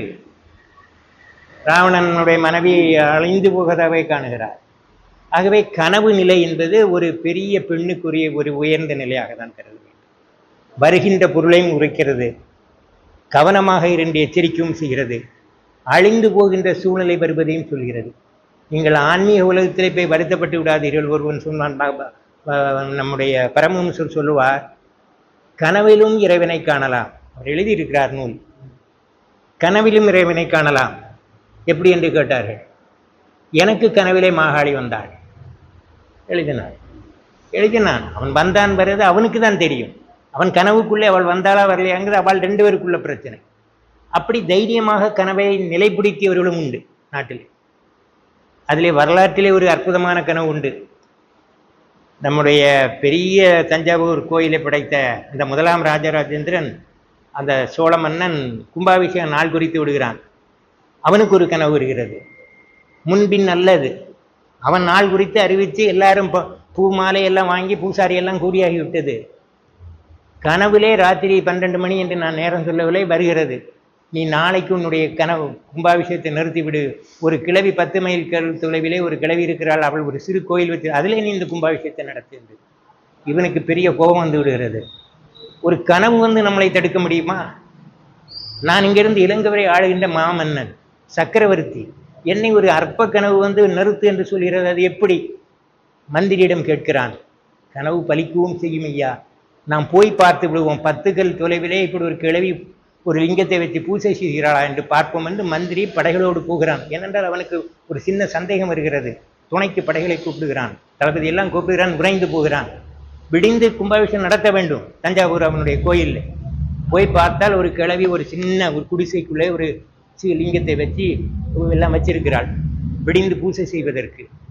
இவன் அப்படியே கம்பீரமாக என்று பார்த்தான். அவன் சொன்னானாம், மன்னன் வந்திருக்கிறான் என்றால் அவள் உண்மையை சொல்ல மாட்டாள். மந்திரி நீ போய் கேள். பாட்டி எதற்கு வைத்திரு விடுகின்றவரை காத்திருக்கிறார்கள். தட்டினால் கிளவி பயந்துருவாள். ஏதோ ஒரு சொல்ல மாட்டாள் உண்மையை. விடிய சமயம் பையப்பை மந்திரி கிழவன் வேஷத்தில் கேட்டாள், ஐயா இந்த பூசை இங்கே இதெல்லாம் வச்சிருக்கிறீர்களே எதற்கு? அவள் சொன்னால் விடிந்து இந்த கோயிலுக்கு கும்பாபிஷேகம். மன்னன் ஆடிவிட்டான். கிழவியினுடைய எண்ணம் என்னுடைய உள்ளத்திலே கனவாக வறுமையானால் இந்த நாட்டு மக்களுடைய எண்ணம் தான் நிறைவேற வேண்டும். என்னுடைய கும்பாபிஷேகத்தை ரத்து செய்கிறேன் என்று சொல்லி ரத்து செய்துவிட்டார். இது வரலாறு. ஆகவே கனவு மெய்ப்பட வேண்டும். அது காதலிலும் மெய்ப்பட வேண்டும், வாழ்க்கையிலும் மெய்ப்பட வேண்டும், உறவிலும் மெய்ப்பட வேண்டும். இந்த சிந்தனைகள், இந்த அற்புதமான ஒரு கேள்வி கேட்டார்கள் என்று மாறி மாறி அது ஒரு பெரிய விவாத அரங்கமே வைக்க வேண்டும். முத்துவைரன் கேட்டார் இங்கே அந்த பாடல் இந்த பாடல், அது வள்ளுவனுக்கே கேள்வி வைக்கின்ற ஆய்வு மன்றமாக இருக்கிறது. ஆகவே இப்படிப்பட்ட சிந்தனைகள் தொடர்ந்து இந்த மன்றத்தில் இட வேண்டும் என்று வாழ்த்தி அமைகின்றேன். நன்றி. ஆமா, காலம் கடந்து விட்டது. மிக சிறப்பாக இன்று ஒவ்வொருத்தரும் அவங்கவுங்க தனித்தனியா குரல் சொன்னாலும் கொஞ்சம் எக்ஸ்ட்ரா ஒரு எஃபர்ட்னு சொல்லுவாங்கல்ல, கூடுதல் மெனக்கிட்டு ஒவ்வொருத்தரும் நல்ல நல்ல கருத்தை எல்லாம் கொண்டு வந்தீங்க. கடைசியாக ஐயாவும் அழகாக சொன்னாங்க. ஆனா எல்லா நிமித்தங்கள் சொல்லுவாங்கல்ல, ஒரு விஷயம் நடக்கும் நிமித்தங்களும் எல்லா கனவும் பலிக்கிறதும் ஆன்மீகத்துல தான். ஒரே ஒரு வரியோட இந்த கூட்டத்தை முடிக்கணும்னா ஆன்மீகத்துல தான். வள்ளுவர் கனவு பலிக்கும், என் கனவுல அவர் வந்துட்டாரு அப்போ நேரிலே வந்துருவாரு அப்படின்னு குரல் எழுதவே இல்லை. கனவு 10 கனவு கண்டிருக்காரு. 10 குரல்லையும் 10 கனவு கண்டு. ஆனா நான் பார்த்துட்டேன், காதல பார்த்துட்டேன், தோல் வந்துட்டாருன்னு கனவு பலிக்கும் சொல்லல. கனவிலாவது வந்தாரே என்ற உள்ளத்து உளவியல் இன்பத்தை தான் அவர் தர்றாரு தவிர அவர் ஆன்மீகம் போன்ற நிமித்தங்களையோ கனவு பலிக்கும் என்ற எண்ணங்களை நமக்கு தரவில்லை. கனவிலாவது அவர் வந்தாரே என்ற ஒரு இன்ப உணர்ச்சியை, ஒரு காதல் உணர்ச்சியை நமக்கு தந்தார் என்று கூறி இவ்வளவு நேரம் மிகச் சிறப்பான ஒரு அரங்கமாக இதை மாற்றி தந்த உங்கள் அனைவருக்கும் நன்றிகள் கூறி விடைபெறுகிறோம். நன்றி, வணக்கம்.